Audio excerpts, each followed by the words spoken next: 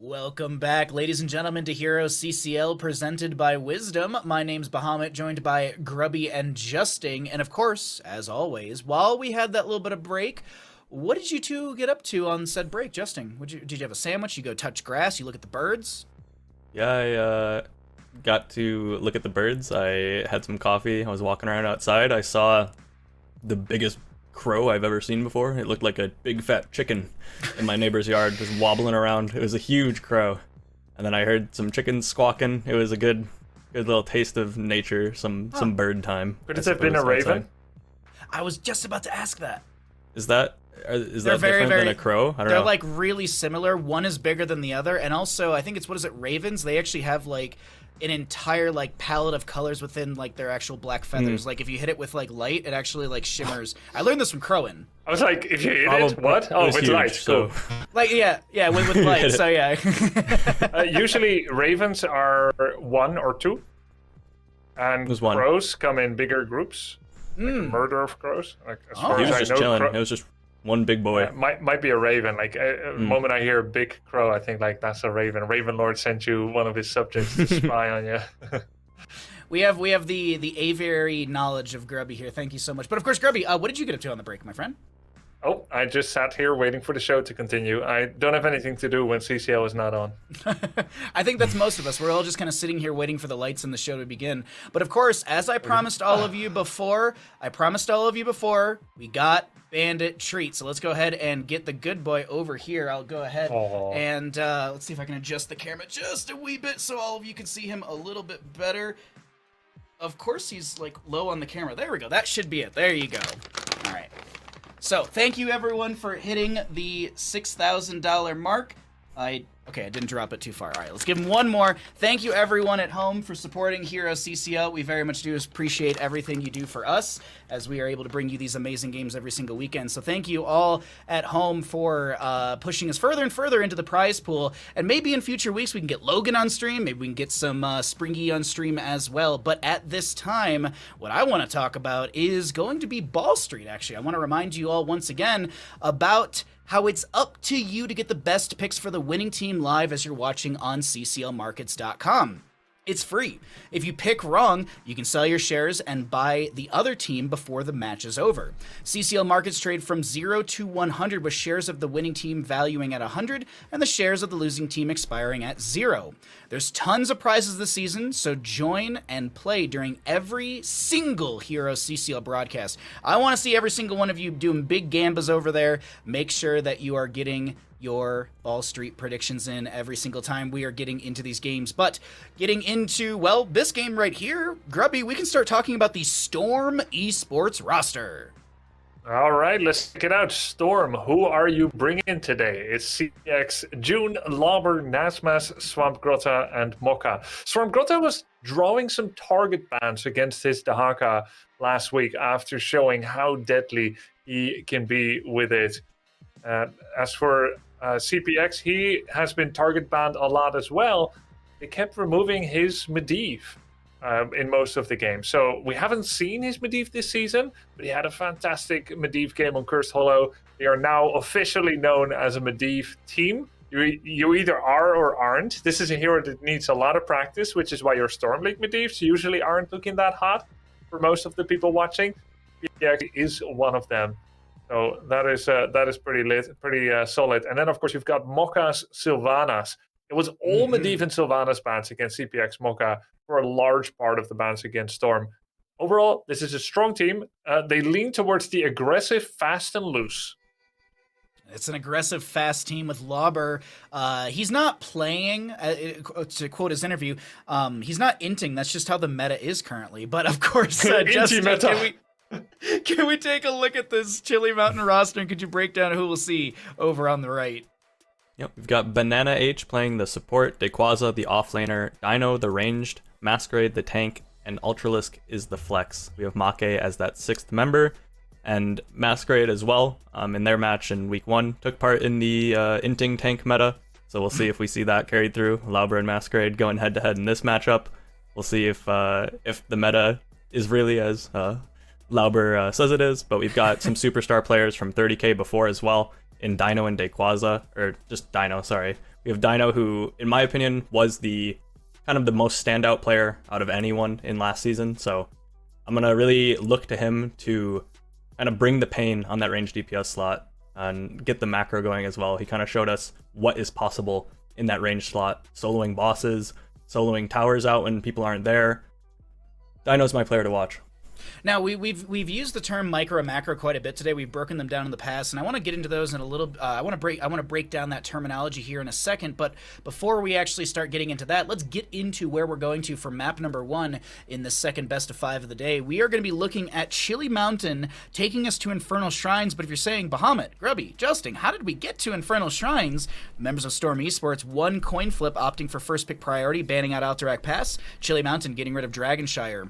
I do want to point out that the members of Storm Esports have one singular loss on Infernal Shrines. The members of Chili Mountain, we have no data on them on Infernal Shrines. So little map stats for all of you at home on that one. But as we're about to get into this, I do want to ask you, both of you, and I think Grubby, you have such a great way of breaking down a lot of these terms, so I want to kind of lean on you for this one. Could you break down what macro is? Because we use this term a lot. We talk a lot about, last match we were talking about Diamond Hands macro. We kept saying the macro. We mentioned micro, but can you break down this term for everyone at home so we can kind of, well, we can educate everyone a little bit? Yep, and I'll try to keep it pretty short. Basically, everything that is inside of a team fight is micro. So how well do you attack, stutter step? How well do you approach a fight, engage? How is your synergy like? How do you dodge skill shots? How do you aim your skill shots? That's the micromanagement, basically team fights.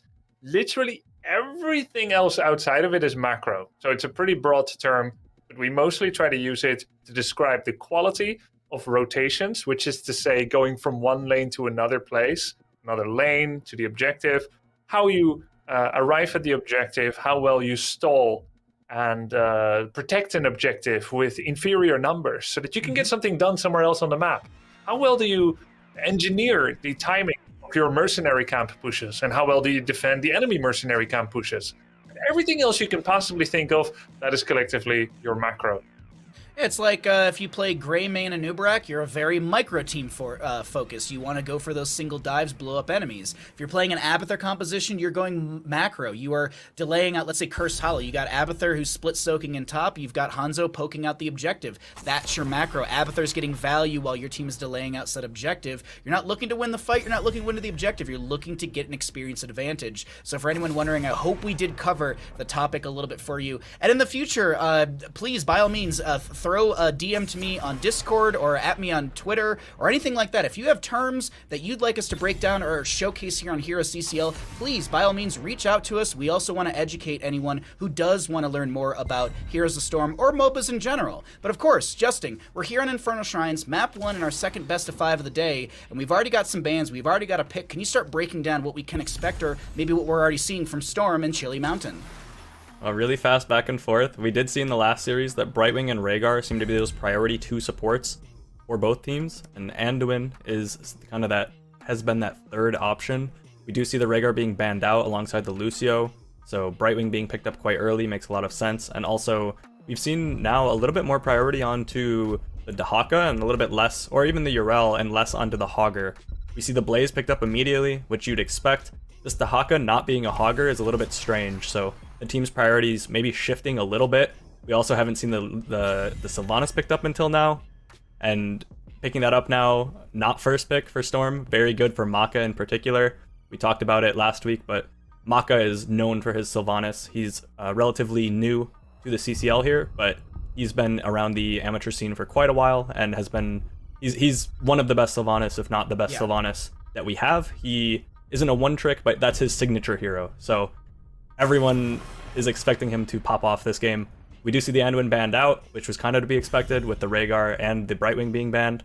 So curious to see what that 4th tier support is for Storm later on in the draft. Yeah, we do kind of have that flexibility. Infernal Shrines, I mean, Lucio, Rhaegar, Anduin, all priority bans from the side of Chili Mountain. But like Deckard Cain is fantastic on a map like this. I do want to get your thoughts as well, Grubby, as to anything that you're kind of thinking about when it comes to this draft as we get another ban from Storm Esports as, oh, nice, Stitches ban. It's interesting because it's a very global-oriented draft so far by Chili Mountain, one that would really look not out of place on a map like Cursed Hollow, Alterac Pass, or on Towers of Doom. Yep. Sky Temple, perhaps. Not really on Infernal Shrines. Infernal Shrines is kind of a medium-sized map when it comes to the macro. It has a slightly above average strength objective, not to be entirely ignored sometimes, like on Cursed Hollow, nor to be rushed towards in the same vein as on Sky Temple, which is a very high strength objective. So to kind of stay on the perimeter and do global soak and deep push and so on with globals, it's not as common on Infernal. It shows a very heavy preference for Chili Mountain to make this draft into one of those gameplays where they may sometimes stall and try to do defense. Well, we're going to be seeing a Malfurion Tychus here, Justin. Malfurion, he's been popping up more and more in our season here. Yeah, it's weird to see. I was curious what it would be for that next support pick after the after the Lucio, the Rhaegar, and the Anduin all being banned away from Chili Mountain and the Brightwing being picked. It seems the Malfurion is what they go with here. I was expecting a melee for Ultralisk here, but I was more expecting to see either the Maiev. I was expecting mostly a Maiev or a Kerrigan here for that last pick. We did see the Imperius picked up, which will allow them to focus the front line a bit, but the Imperius is a little bit strange here to me. I thought the Maiev was kind of what I would expect, while Malf is going to be a little bit exposed. And the Malf, I'm kind of surprised, isn't a Deckard. All around, the draft is a little bit strange. We saw the support pool being choked very heavily on the side of Chili Mountain, taking that Brightwing, leaving June with the Malf, which we don't see too much. I was more expecting that Deckard. They do have the Johanna with the Falling Sword, potentially, to kind of make up for that lack of safety that the Malfurion has, if they do choose to look to dive onto the Malfurion, and they have the Falling Sword for the Unstoppable, alongside the probably Trank that we'd expect from June. He should be relatively safe. The main thing that Chili Mountain's composition is going to be looking to do is just layer CC and focus on one target, killing the front line, now that they have that percent damage from Imperius. You have Dahaka Tongue, you have Brightwing Polymorph, you have Diablo CC, and I guess it's interesting to see Chili Mountain's kind of decision on the draft. They had the option to either go for outrange with the Hanzo against the Sylvanas and Tychus, or like this and just layer the CC, but Tychus, CPX, gonna have to pop off this game and shred down that Diablo while not getting caught himself. Well, thank you, Justin, as always, for the analysis, the breakdown, because we are loaded on into Infernal Shrines Map 1. Let's get these teams introduced. Over on the left-hand side, we got Storm Esports. We're going to be seeing Swamp Grotto on the Blaze, Maka on the Sylvanas, CPX on the Tychus, Lauber on the Johanna, and June to play Malfurion. Over on the side of Chili Mountain, looking to freeze out the competition in this best of 5, Dino on the Hanzo, Banana on the Brightwing, Make on the Diablo, Ultralisk on the Imperius, and Dayquaza on the Dahaka. Big thing to note here, no Masquerade. No Masquerade today, and with that, I am actually going to lean into a Storm Esports win. I don't think Chili Mountain, like, they're just going to lose here, Grubby, but I do feel like Storm Esports, they've got a vengeance. After the loss in Week 1, the loss last weekend, a very close loss last weekend up against Diamond Hands, I feel like Storm, they're coming out guns a-blazing. But of course, Grubby, what are your thoughts here on the draft, the map, or what could happen? So Chili Mountain sat out last week because they were awarded a forfeit victory, but I did expect them to do at least their analysis for what was happening last week, nonetheless, to watch the games. And I'm gonna just assume that they did. However, they do not seem to find it incumbent to ban some of the top picks on Storm's side. That's what interests me here, really, Bahamut, because while they heavily targeted June, perhaps analyzing that June has a weakness when he can't play on one of his top healers, Rhaegar and Lucio, and I did see as well in his Europe Storm League account that he had a significantly higher win rate when it came to Rhaegar and Lucio than most of the other healers, such as Ana, Anduin, or Malfurion. So that seems smart, but they haven't removed Mocha Sylvanas or Lauber's Johanna. And these are top picks for them. Many people have learned to respect Mocha's Sylvanas so far. Oh, I think I might have just lost Grubby there for a second. Outbanning June. Oh, no, I got him back. Okay, sorry. For a second, I lost you, but you're back. No worries at all, as we do have bottom lane pressure continuing from the side of Storm Esports. Good shield glares coming out from Lauber. Nice root from June. Pull from Lauber. Here comes a flank from Ultralisk, looking for the Celestial Charge. Lands onto June. Overpower from Make as well. June getting low, getting chased. Lauber just trying to anchor, trying to body block some of the damage coming in. That's a drag from Dayquaza. Lauber pops the Iron Skin. Make with a with a Fire Stomp, and that will end the engagement there. And looking at Diablo, didn't take a level 4 just yet. Bahamut, I just saw a 4-man punish by Johanna before picking his level 4 talent. He would have had the quest if he took it on time. They were level 4.1. However, he's actually decided to go for Hold Your Ground. Is this something he was always going to be doing? It certainly would not be ill-advised against this much crowd control abilities on the side of Chili Mountain. Or, conspiracy theory, is it because he would have been so tilted, not picking it on time after the 4 or 5-man punish, that he could have had the quest that he, in a tilted fashion, picked another talent. He's like, I don't want it anymore then.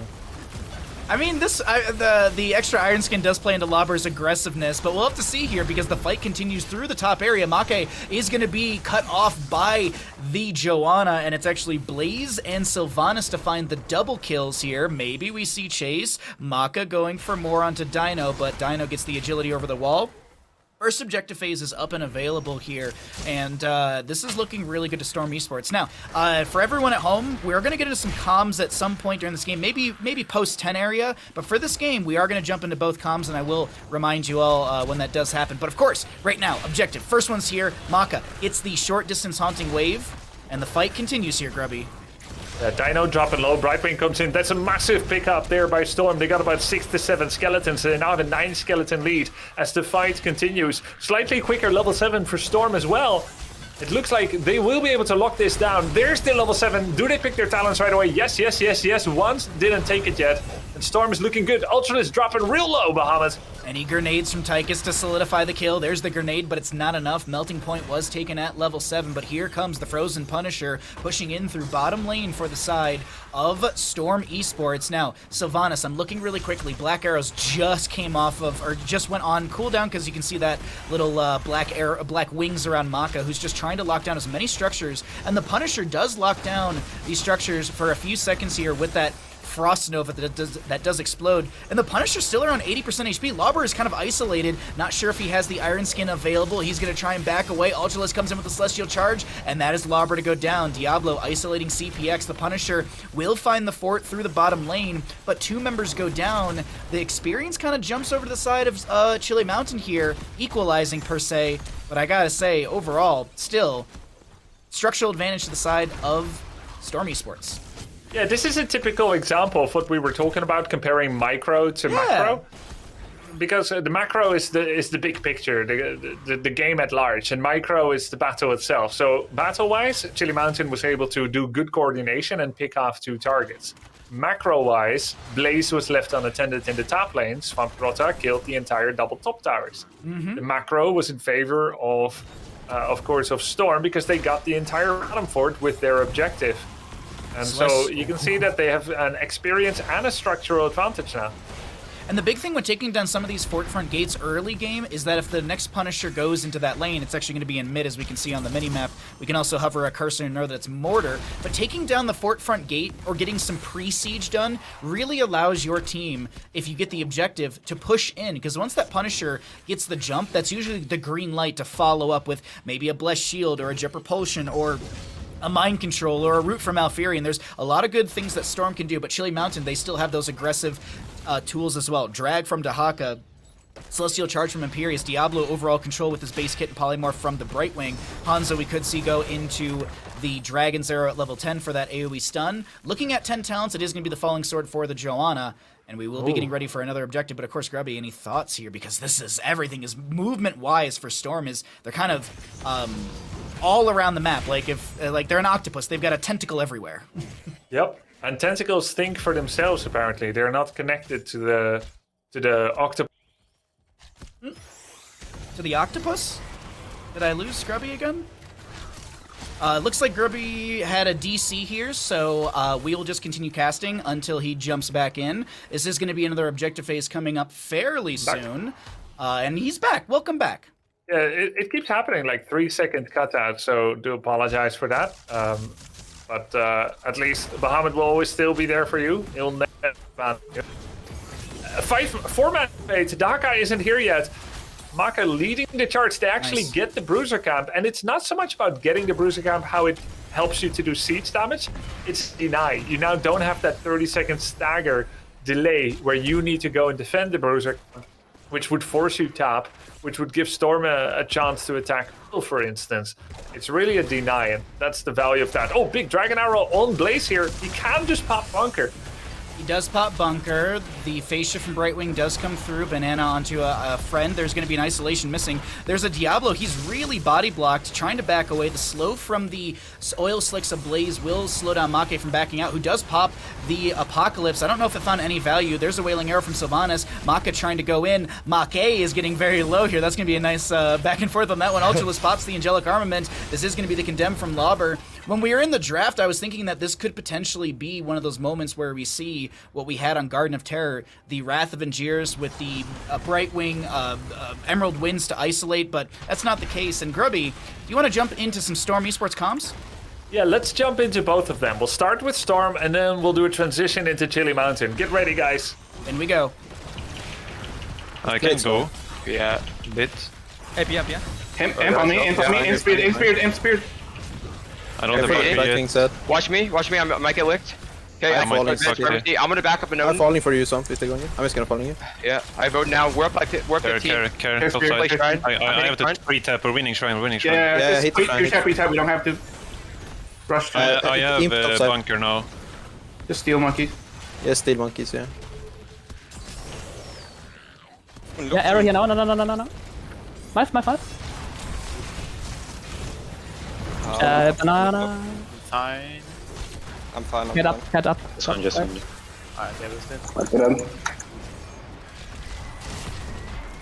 that as well. Okay, mid is they can still dive with Sylph arrow. I'm behind them though, I'm behind No, them. they can still dive. Banana check. I need a blink. Yeah. Got to hear a little bit from everyone right there as we come out of both teams' comms, starting with Storm, hearing a little bit of Chili Mountain. Unfortunately, I'll be honest, I was kind of hoping Chili Mountain would kind of rally back and take back the objective so we could hear their side of things, but definitely energy-wise, oh my god, the members of Storm Esports, they are loud and they are ready for fights here, and I'm liking what we see, or at least what we're hearing from the side of Storm Esports energy-wise. Yeah, sure. I mean, they were on a forwards momentum. They were comfortable knowing that they were going to get more monkeys, which is how they call the skeletal defenders.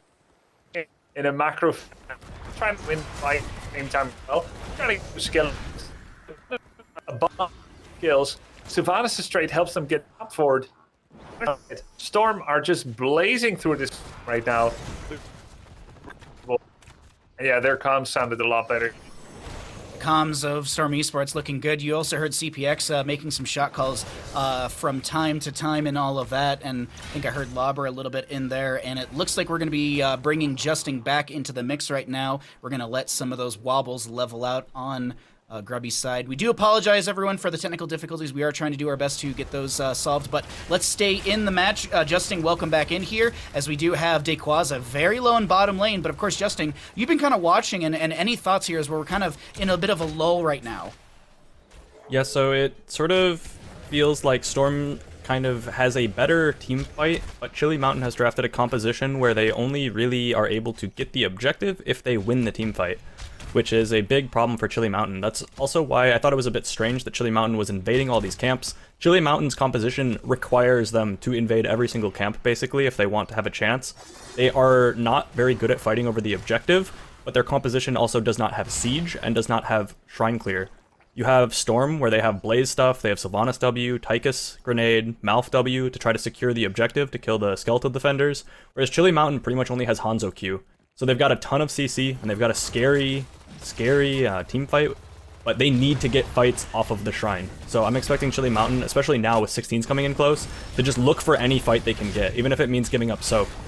Right wing has the phase shift in. There's going to be Ultralisk in the back line trying to put pressure onto Maka. Lauber comes in with a Condemn, and that is the Angelic Armament used by Ultralisk as well. Next objective will be top lane, going to be an Arcane Punisher, 16 talent here.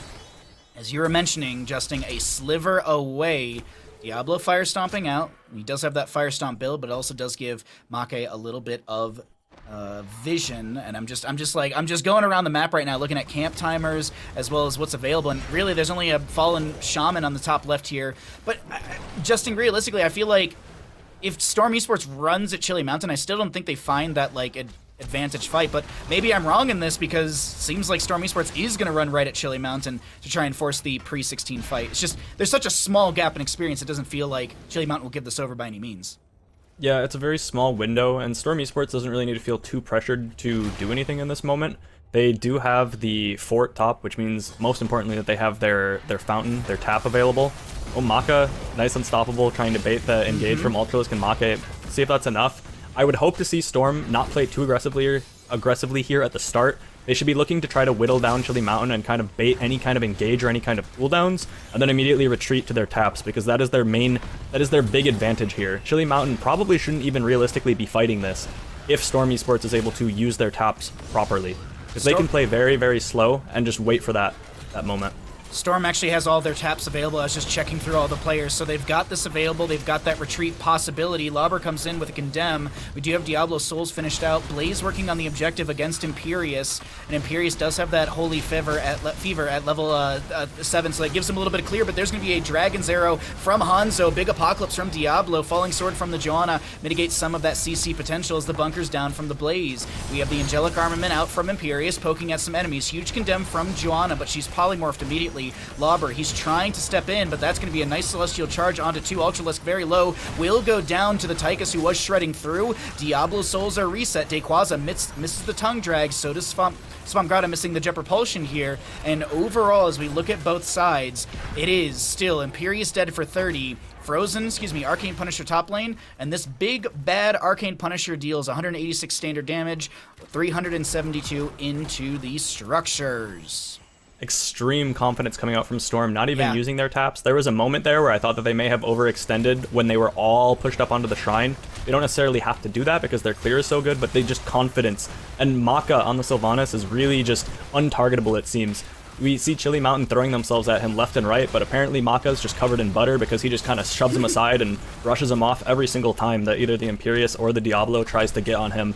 It's been really cool to watch in these fights, Maka just kind of dodging everything, and it seems like he's baiting them. It feels like he's allowing them to feel like they can go on him, right? When he knows that he can't, that they can't, because he has so much unstoppable between that that Haunting Wave and that level 16. Will the Forsaken is huge. Falling Sword from the Joanna just to help out onto CPX. Maka backing away around 50% HP, getting some healing over time from June. Celestial Charge from Ultralisk connects on the bottom of our screen as June pops the Tranquility. Lauber in a really awkward spot gets dragged in. Do you have the Iron Skin? I'm actually trying to look really quickly. Iron Skin was 2 seconds off from being available. But here's the thing, Justin. When we take stock of everything on the map, yes, Chili Mountain just found a kill, but when we look at the rest of the map, mid lane was pushed up, catapults are arriving at a keep. Top lane, keep is gone, so that's consistent catapult pressure in the lane with no periodic to match in any lane, and bottom was pushed up as well. So while Storm, yes, they lose their Joanna, for the next 32 seconds, it still doesn't feel like, oh no, now this is bad. Bunker down, I don't see a world where he lives here. No, this should be a dead Swampgrata. And that one, this is what they need to avoid. Yeah, that part right there is bad, though. It was good until that. Yeah, they absolutely need to not stagger. That is the one thing that Storm needs to avoid at all costs, is staggering like this. They have a 40-second timer where Chili Mountain's composition has very little wave clear and siege, so they should not get much more than this fort. Had Swampgrata not gone down there, they likely would have been able to safely defend this bottom fort just with 4 members. So a huge mistake coming out from him on the Blaze, but we'll see if they're able to recover here. If they continue staggering, that's where things get really bad for Storm. But this next objective fight on bottom is going to be mostly on even footing. I expect both teams to get level 20 for this. Chili Mountain expecting to get that and being able to relieve some of the map pressure. Their top lane is going to be the important factor for Chili Mountain, is kind of prepping that and allowing Dahaka to feel safe up there. I wouldn't be surprised to see Storm Esports potentially look for some kind of a pick in the top lane if they think that Chili Mountain is mostly going to be on the bottom side of the map. But right now, Chili Mountain needs to be either aggressive before 20 or just chill and make sure that their top lane is set up for the objective so they can take an even 5v5 bottom. As we look more and more, and I'm waiting to see what the 20s are going to be as well for both these sides. I have to say, Storm Esports, I wouldn't say they threw away an advantage, but they opened up an opportunity for Chili Mountain to start rallying back in this game number 1, and that's really where Storm, you don't want to be, because if you fall behind in that mentals, hold on, that's a Celestial Charge, there's an arrow from Hanzo, a lot of damage onto June, and he is down and out. A fantastic wombo synergy from Chili Mountain. They did have to burn 3 heroics to get the kill, I guess technically 2 Celestial Charge, but Angelic Armament was utilized, if I'm not mistaken. There's a drag onto 1, and that is a fantastic kill onto Lauber. Iron Skin was available, but he just couldn't press the button. The stagger, this is what I talked about. June being too far forward there's no reason to be that far up. If you're Storm Esports, you're confident in your Shrine fight, if I'm shot calling for Storm, I'm literally saying hide. We just hide. We sit at our keeps and we just hide because there's nothing on the map that is worth taking that risk of losing someone before this objective. You had all this momentum this entire time. You have top lane that's going to be permanently pushing in. You have a Chili Mountain that has no siege damage on their composition. You know they need to get kills to be able to win the game. Chili Mountain, while they are down in the macro front, they're going to have 2 globals that have the option to clear this top lane.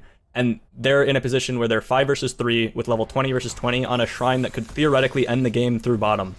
So Storm looking to kind of relieve that pressure from bottom with getting this camp. This is a nice play by Storm to be able to kind of just slow down the pace of the thing so that at least Chili Mountain will maybe look to 39 the objective and then wait to cap it, but they might be too far forward here. They might actually get caught.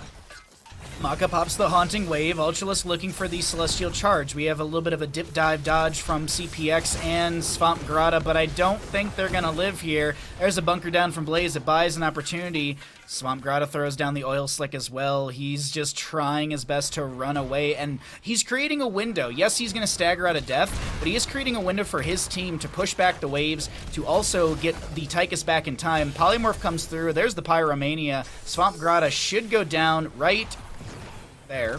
And Hanzo rips an arrow across the map. No way does this connect onto Lauber. Well, it does, but the Iron Skin will be utilized. It also eats the drag from Tahaka, Celestial Charge, Shadow Charge as well. Everything attempted to kill Lauber.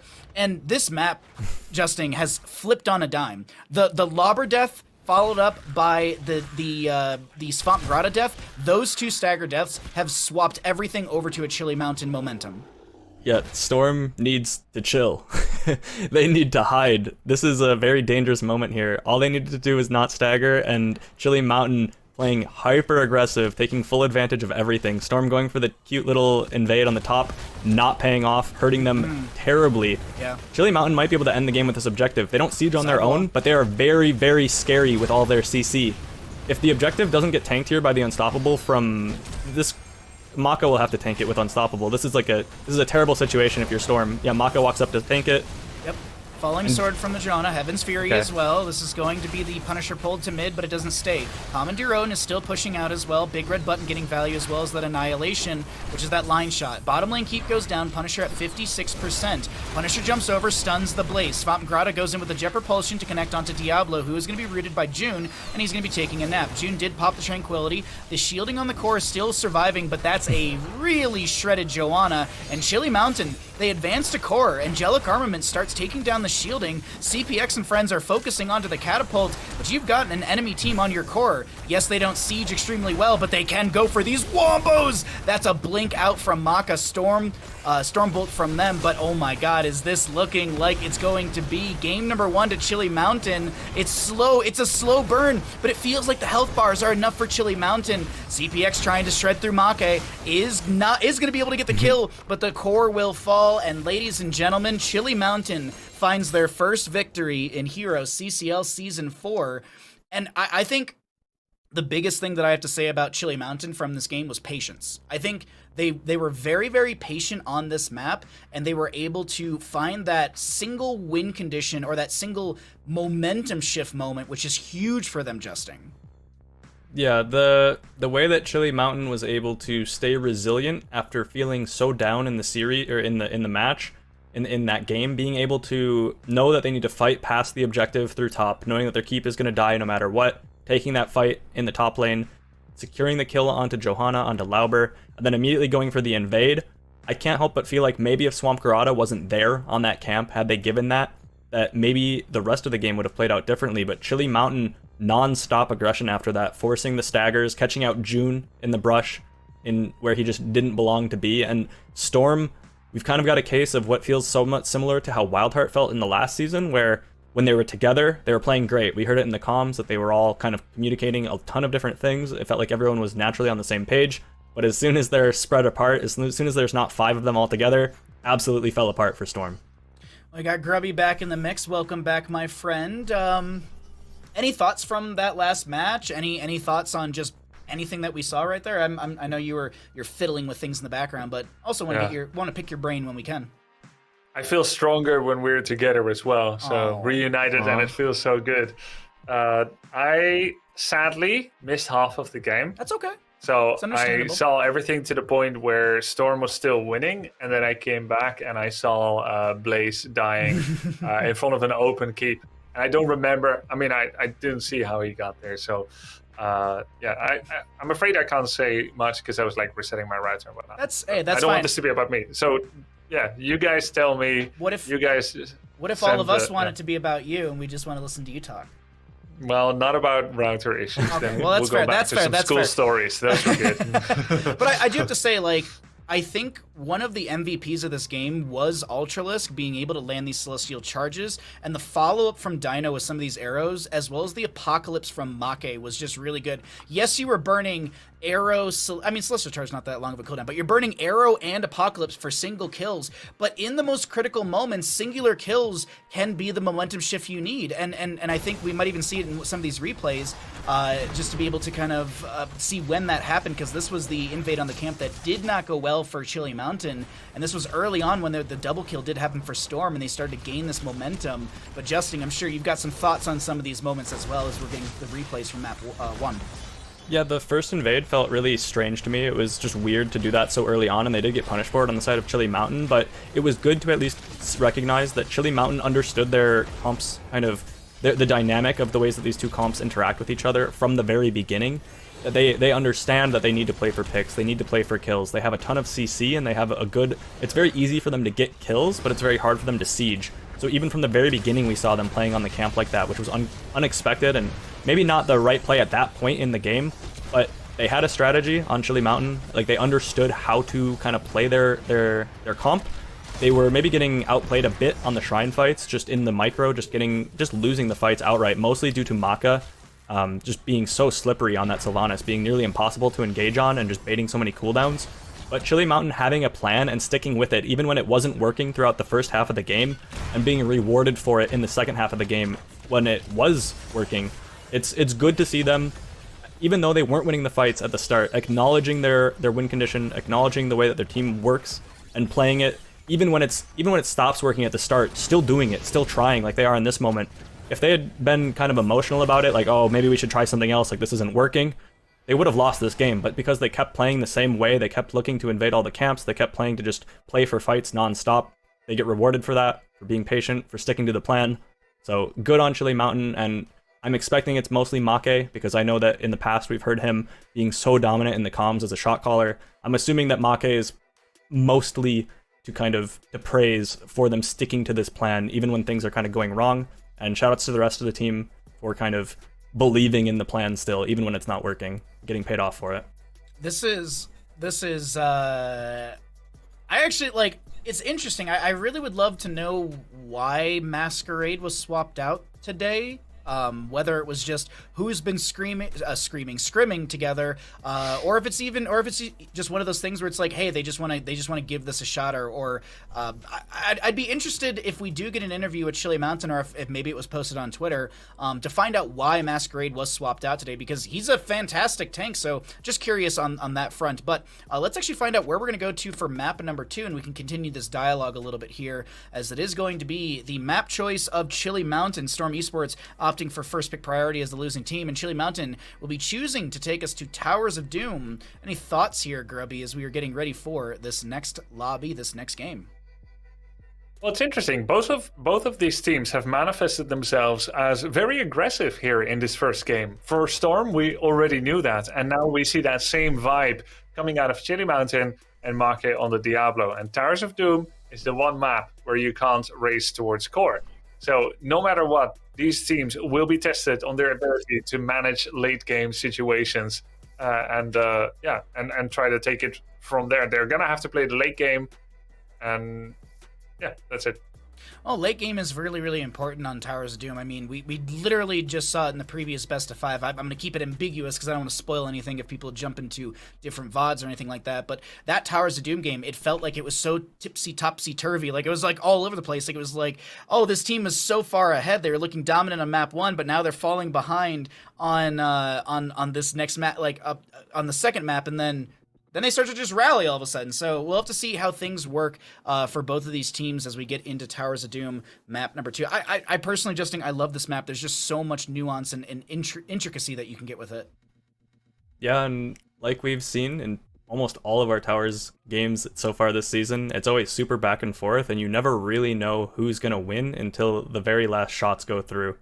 And if Chili Mountain plays the same way that they played in the last map, if they draft the same way that they drafted in the last map, this should favor them, because in the last game, they picked a composition that didn't have many tools to play the objective, to kill any of the Shrine minions.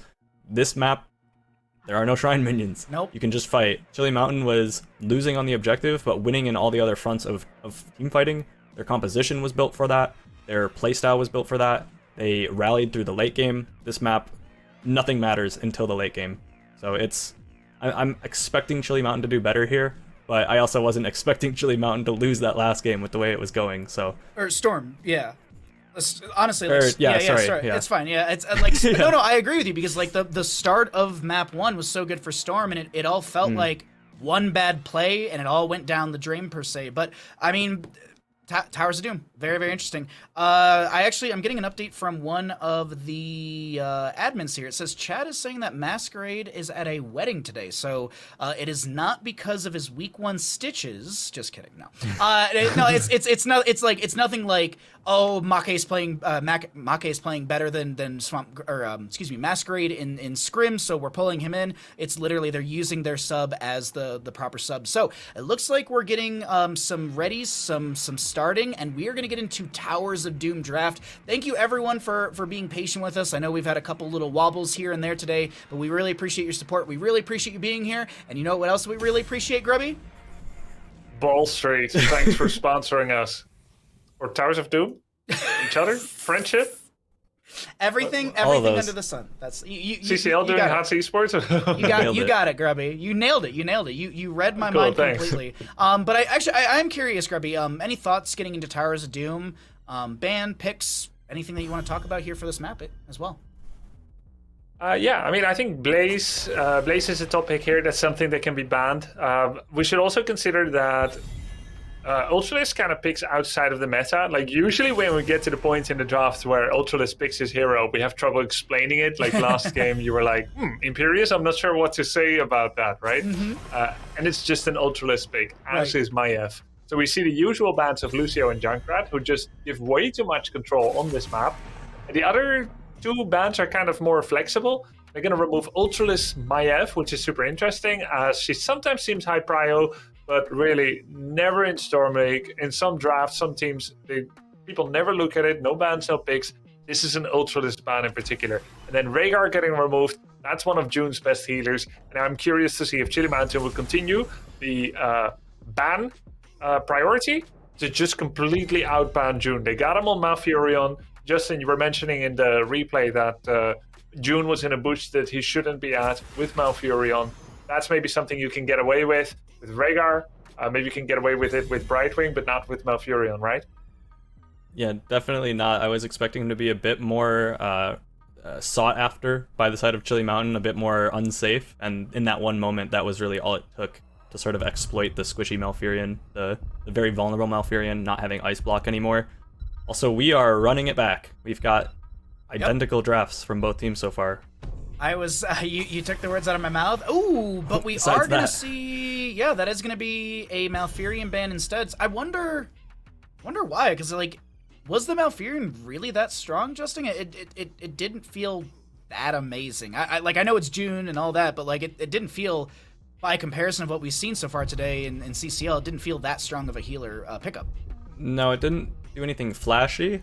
We mainly remember it for the face check into the brush that kind of was part of the downfall of Storm, but I don't think that June will be too sad about that. June, not really the player that you would want to be choking the hero pool of.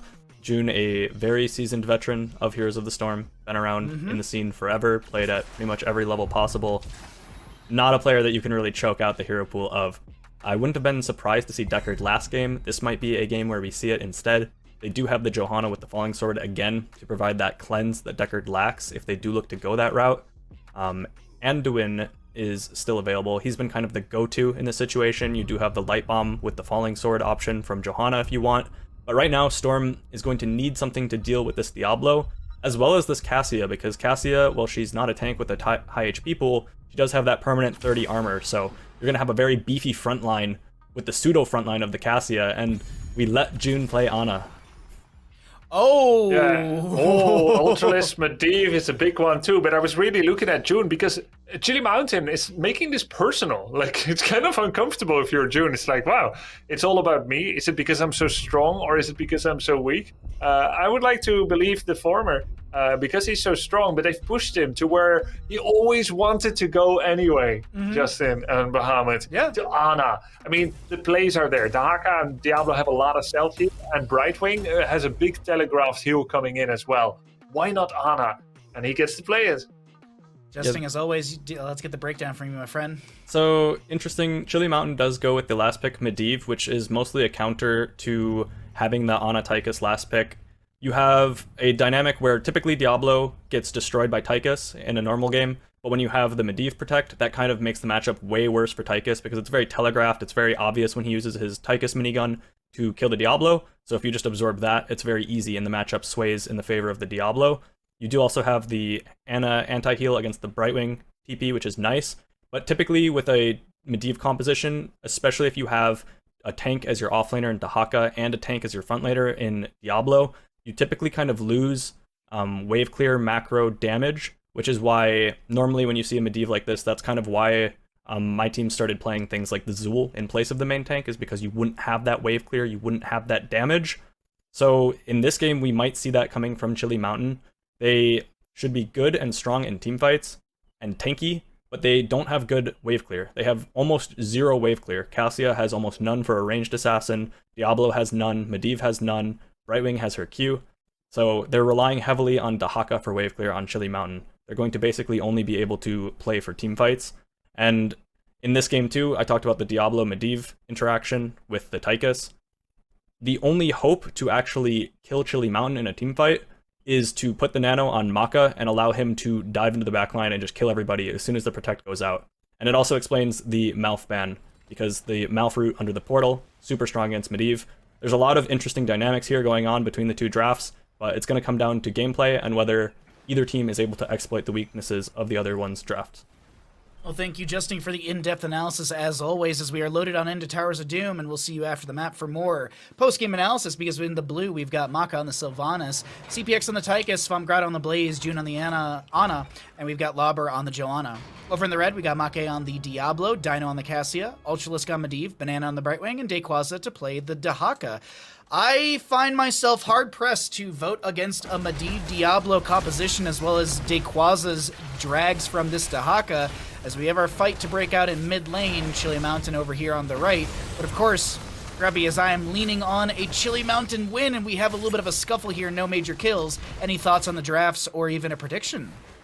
Yeah, I'm inclined to agree with you there, Bahamut. I think Ana is great into Diablo, Dahaka, and Brightwing, but like Justin said, Medivh really covers that 4-second window where someone is blow-upable, where they have 100% healing debuff.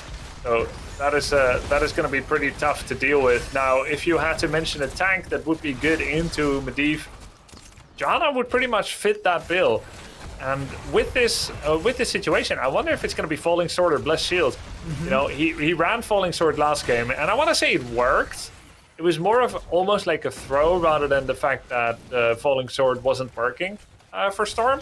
But Blessed Shield into Medivh and into two tanky front lines doesn't feel great. Then again, you may just need it into Cassia. So I think it's really a toss-up. It's going to be about what Lauber wants to do here. But back away from the theory craft and back into the present and the micro situation. We have an invade here from Blaze. We're trying to use his priority to do a 5v4, did not work out because of the Medivh portal. As we have a small pause, maybe an audio issue. They referenced that before.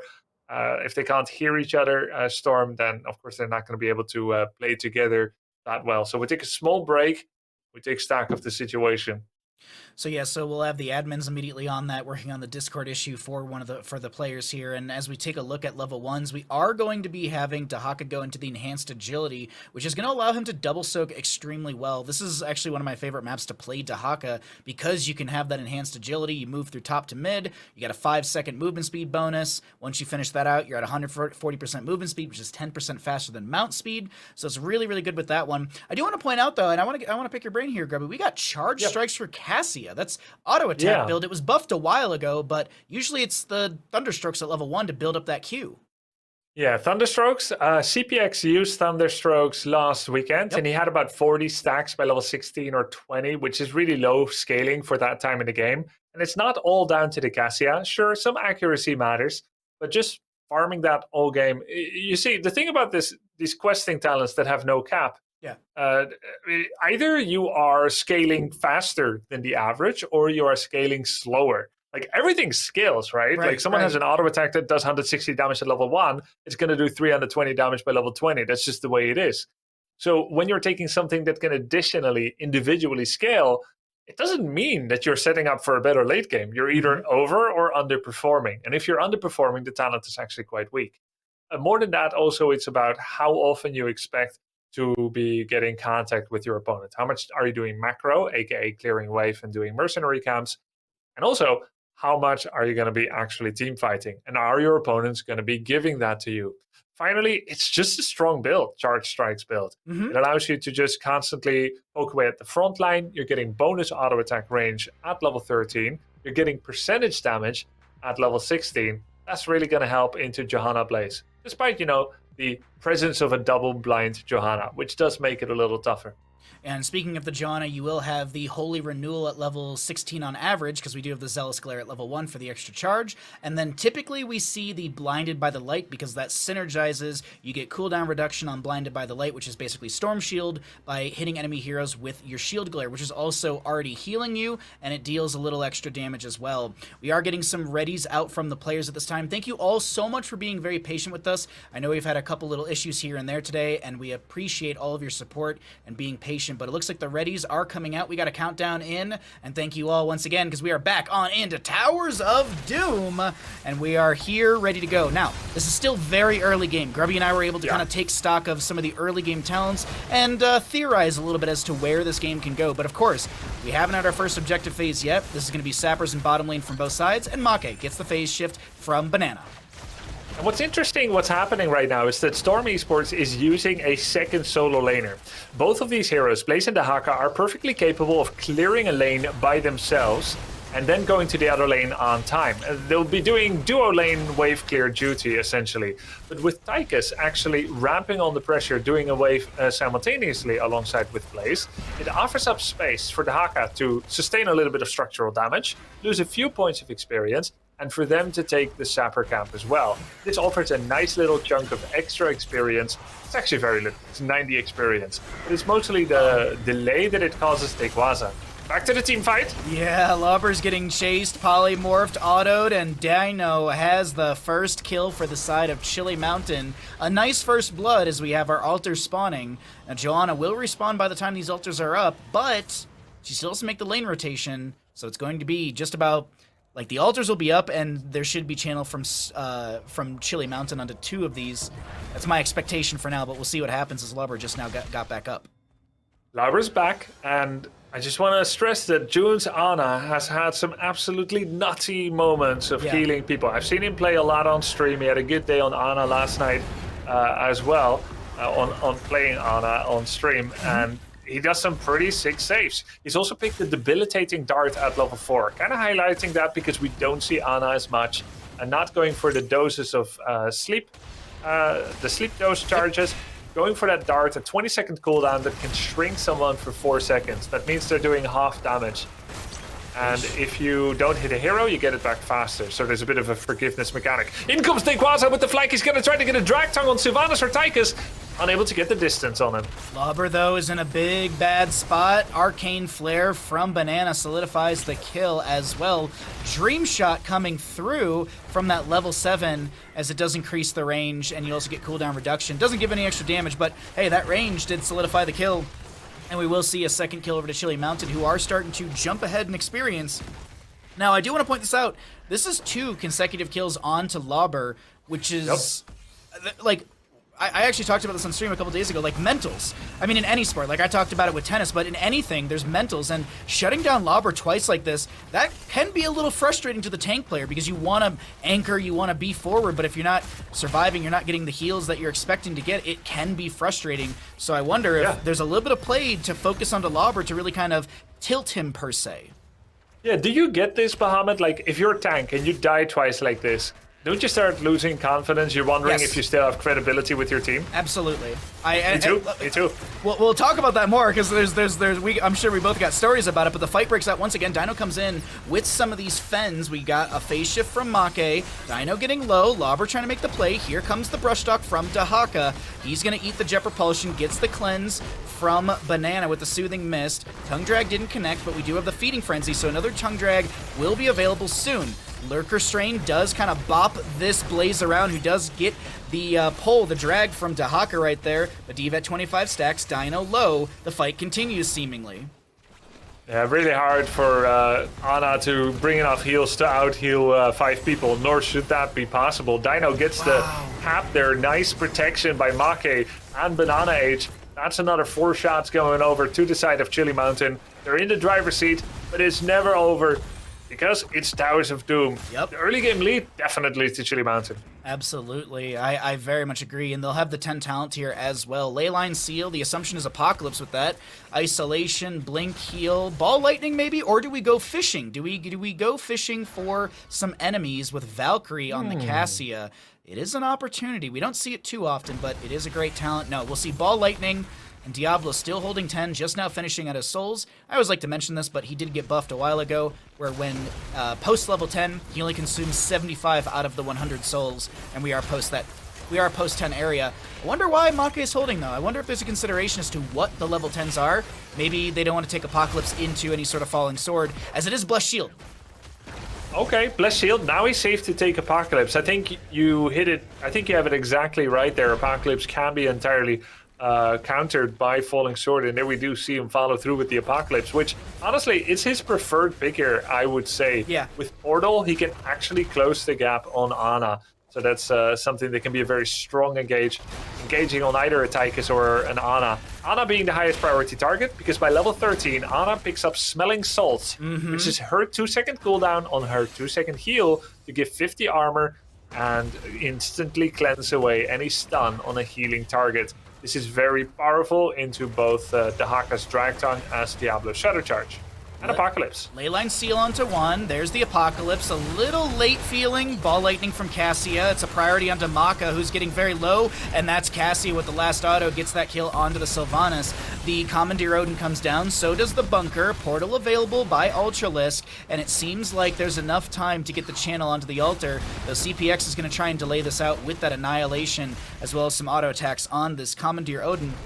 You were making a reference earlier, the Commandeer Odin does have quite the range, an attack range of 9 currently, but Banana gets the channel, 4 more shots into the core of Storm Esports, and things are looking stressful for the side of Storm. They really need to weather the onslaught of Chili Mountain.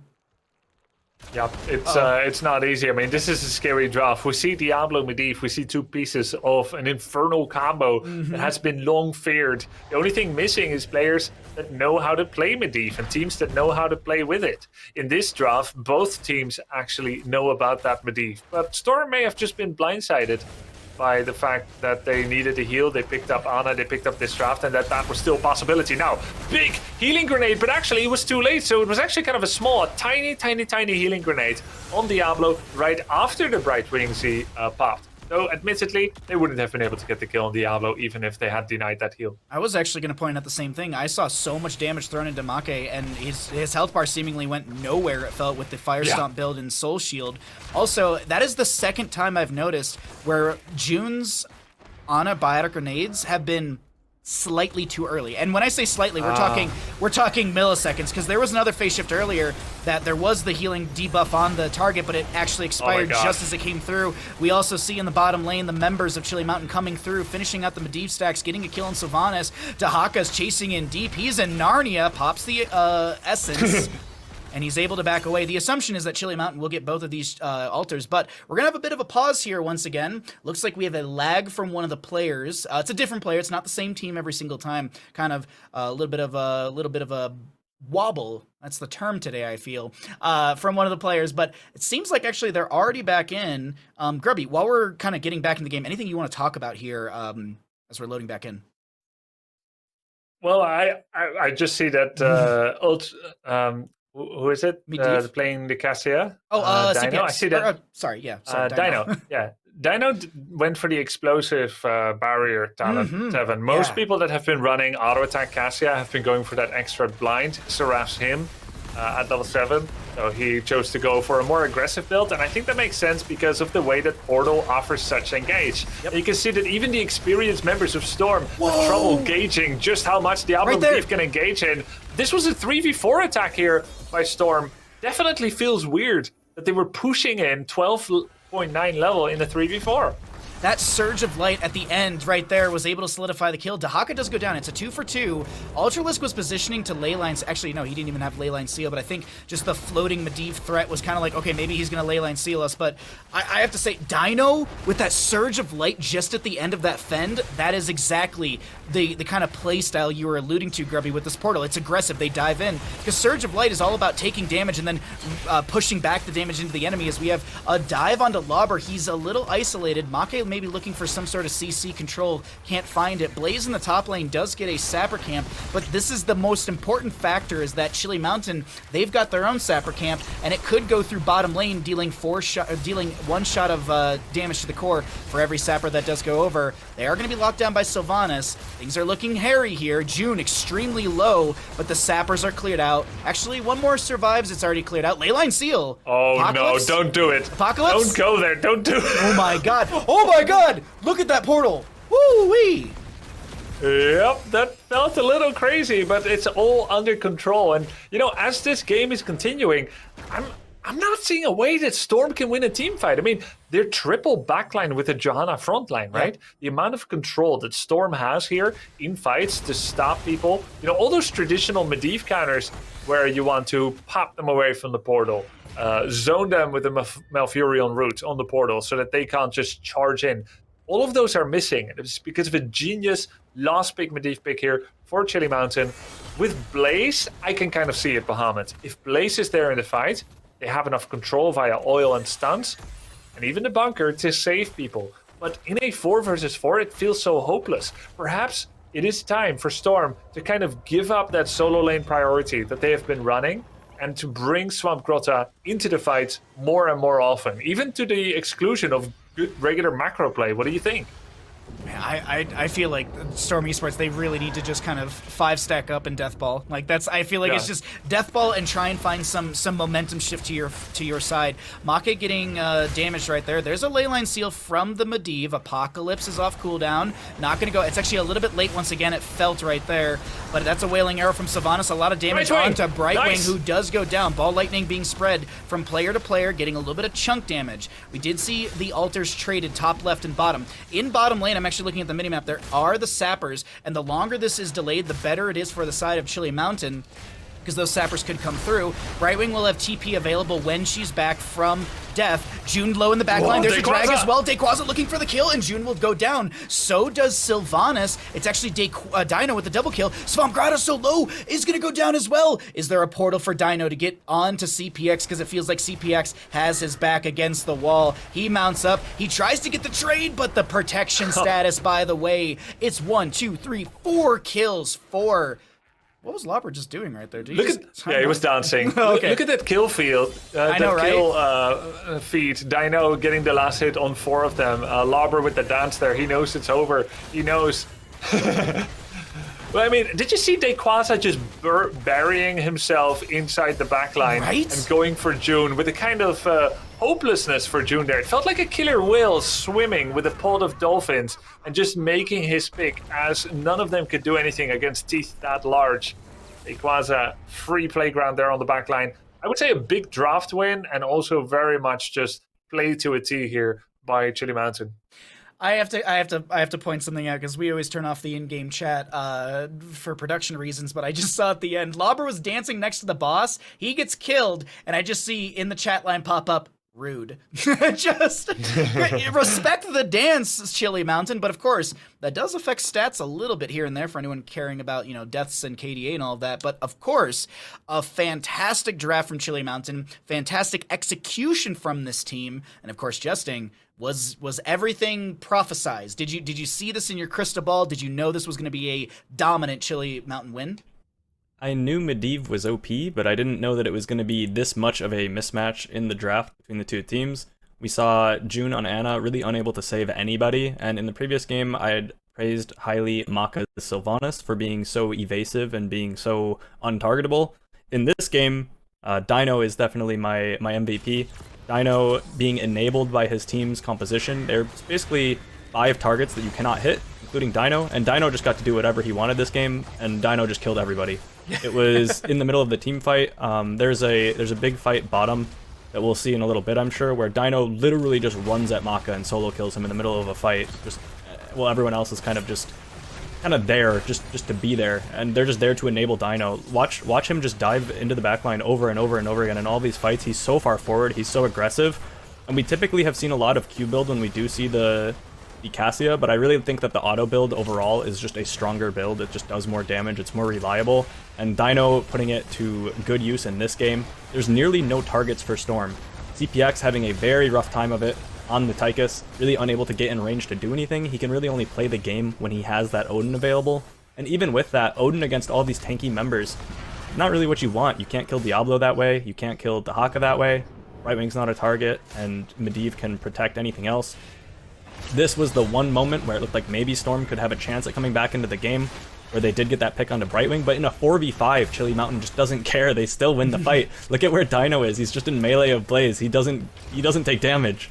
Dino was having a ton of fun this game, enabled by all of his tanky teammates, and I love seeing this. I had praised Dino so much in the last season, and I thought that he was just, in my opinion, the best player of the CCL, just overall. I thought he was the most standout player, and when you enable him like he had it in this game, where he's got all the support, their team's a bunch of just invincible characters, just creatures walking around, and you enable the Dino on the Cassia, on the hyper carry, this is what you get. So I love to see this. The only way that Storm could really win fights was with a nano on the Sylvanas, but pretty much every time they even tried to do that, he would just die immediately to the Dino on the Cassia. So just, yeah, an invincible team comp coming out from Chili Mountain, led by Dino. It felt unkillable, like, and that really did feel like kind of the way to say that Chili Mountain's draft went, because the protection from Medivh was so on point. I mean, there was a point where literally Storm Esports was trying to dive the Diablo, and I was watching his health bar, and it just wasn't going anywhere because he got a Fire Stomp, he had a Soul Shield. Facia from Brightwing was coming through, and as I mentioned in the game, I was pointing out, there was a couple moments where June's biotic grenades were just a little too early, and yeah, it is hard to judge those moments, but it's one of those things where, like, that was such a critical counterplay that wasn't actually a counter throughout the entire game. So when we look at Ana or like Decker Kane with Emerald at level 7, you expect these healing shutdown moments, but we didn't see those, and I think that's where Chili Mountain also really thrived. They weren't really shut down in any way on Towers of Doom. But hey, it's a best of 5 series. We are going to take a short little break. In that break, I want you to do something extremely important, chat. I want you to type the words, or I guess the characters, ! Prize pool in chat. I'm sorry to all the admins in Twitch chats, but you're going to get a lot of prize pool spam. And I encourage you to also check out the Matcherino. So hit ! Prize pool, go to the Matcherino, and if you'd like to support HeroesCCL, we very much appreciate it. We're at $6,114.69 because of your nice and generous support. We'd love to push that up further as the weekends do progress, because that prize pool does go to the players. But as I said, we're going to take a short little break. When we come back, we're going to find out, will Storm Esports be able to rally in this best of 5 series, or will Chili Mountain freeze out the competition? Don't go anywhere. This is HeroesCCL, presented by Wisdom. Welcome back, ladies and gentlemen, and diabolical Diablo mains to HeroesCCL presented by Wisdom. My name's Bahamut, joined by Justin and Grubby. We just got through our second map and our second best of 5 of the day, and Chili Mountain. They're looking like a team that is just avalanching on top of Storm Esports. What do you think about all this here, Justin? They're doing a phenomenal job on the side of Chili Mountain, being able to recover in game 1, going from feeling like they were just completely out of it to just kill after pick after pick until they finally just win the game off of the back of just pick and team fight win after win, just nonstop. And then to go from that to the next game where it's 36-0 in shots, I think, at the end, maybe 32 at the very end, but for 90% of the game, they were only down that one shot from the first one, which you almost always trade over. Nearly a perfect game on Towers of Doom, which we almost never see. Pretty much every game we've had on Towers of Doom has been really back and forth, and it's felt like either team could win. That game did not feel like either team could win. That game felt like Chili Mountain just completely running over Storm Esports. So they've absolutely got the momentum, and it'll be tough for Storm to be able to kind of put the wall in front of it and slow that down. Well, let's go ahead and take a look at where we're heading for map number 3, and I can also poke Grubby's brain about all of this as well, because we are going to be seeing Storm Esports. I'm very sorry, I got to cut my nails. We have Storm Esports, who are going to be choosing map pick priority as the losing team, choosing to take us to Cursed Hollow. So, Grubby, some sort of tactic is being is going to be employed here by Storm Esports. They have something they want to bring to Cursed Hollow. What is it? We're going to find out very soon once we get into the draft. But, of course, any thoughts on the series or even the upcoming map? June Vikings. Please, no, seriously, please. Like, let's get some Vikings in the mix. I love it. Yes. So June is like that weird role swap over where he can play healer and Vikings. Like, kind of a weird combination, but I guess both require a good overview of the battlefield. Yeah. That's something we could see here on Cursed Hollow. Not their best map, but I would say among their top 3 maps in the map pool that we're running here for the CCL. Great on Blackheart's Bay as well, but sadly not in the CCL yet. Come on, players, let's vote for it. It is eligible. But let's jump into the draft, and I think there's a few storylines to follow here going into the draft, guys. Please. There is. Will Chili Mountain mercilessly continue? Chili Mountain CM, continue mercilessly. I see what you're doing. Will they keep banning out June in his healer pick? And the second part is Lauber getting bored of playing Johanna yet over and over? Because twice he was Johanna. In the last game, he didn't have nearly enough crowd control to stop the advances on his triple backline team. And another one is, Justin, you've repeatedly said that it is a double backline ranged meta, but that is not what we've been seeing ran today from the winning team so far. We've seen Thrall, Yrel, main tank. Now we've seen Imperius latched on, and now we see like a Medivh. We're not seeing that double range damage. Do you think the meta is shifting before our very own eyes here? I think it's mostly a stylistic thing for these teams so far. I think that both of them kind of have their pros and cons, and it mostly depends on sort of what your front line is doing, what your front line's playing, because certain things are going to do a lot better into that than others. Johanna will be really fine going into that double-ranged backline heavy focus, but when you go into like that composition where he had Iron Skin in the game 1, but when you're CC'd for 10 seconds, it doesn't help you if you can never push it once. So it kind of, I think it's a lot stylistically, and it's a lot just depending on like what priorities you get. I do like that finally June is getting a normal support, a good support. That was something that like I was going to highlight is they need to stop letting June get completely banned out of all of the current meta supports. Anduin would be good, Brightwing is good, they get the Brightwing. That is good for them. Anduin's still available though. I would expect Chili Mountain to pick it if they don't want to end up in a situation like June was in the last 2 games, being on the Malf and the Ana. They don't take it. They do take the Johanna and a very, very early Genji pick.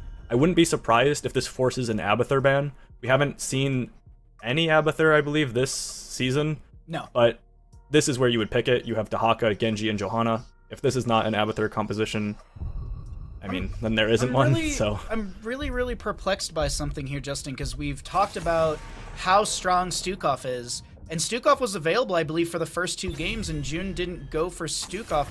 Why not? I feel like Stukov would have been better on Infernal Shrines with his overall control of the Lurking Arm, blah, blah, blah. I feel like Stukov's great on Towers of Doom as well. I'm a little perplexed, and maybe it is that last map, it is that the Biotic Grenade value, and maybe it was Nano, but I just feel like Stukov is available, and nobody cares about it today. I feel like we actually haven't a single Stukov game today, if I'm thinking correctly.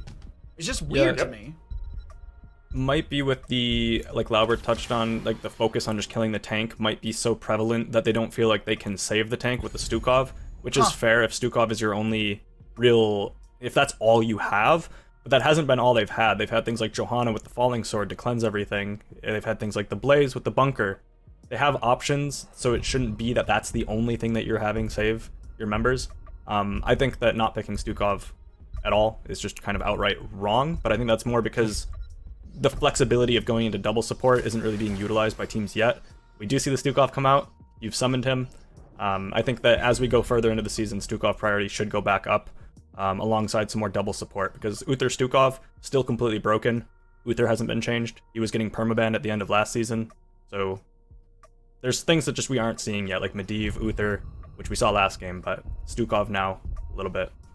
Before we get Justin's breakdown getting into the game, Grubby, I gotta get your thoughts here as well, if you've got any quick thoughts on the drafts. We're going to see Medivh on CPX. It's not really the ideal draft to play it into. I guess this makes more sense. So we can now see that Storm has actually changed themselves from the last few games and from what they've been running, stepping away from the mass backline. Of course, it makes sense. They're into Genji, so they really don't want to make themselves any weaker than they need to. Against a draft that has Genji Imperious, you're seeing this explosive damage. You want to have a bit more resilience that doesn't rely on your healer bailing you out, because various different people can be targeted. So I like the Hogger pick. Well, Justin, we're loading on in, as everyone can see, into Cursed Hollow. Could be the final map of the day in our second best of 5, but of course, we're loading in. Any thoughts? These are very strange drafts coming out from both teams. Grubby had talked about the triple melee meta, the solo ranged, and we now see that being picked up for Storm, where they have a fairly traditional comp, but they have a Hogger or a Blaze that you'd consider to be sort of in their 4-man. It is a big map, so they have the option to kind of have top and bottom be controlled by offlaners, which should be good macro-wise, especially when you have a Sylvanas being able to go between the lanes. But I'm really excited to see Dino playing the Genji. They have an interesting composition where Genji is pretty much never your main ranged. He doesn't really do the same type of sustain damage that most ranged do.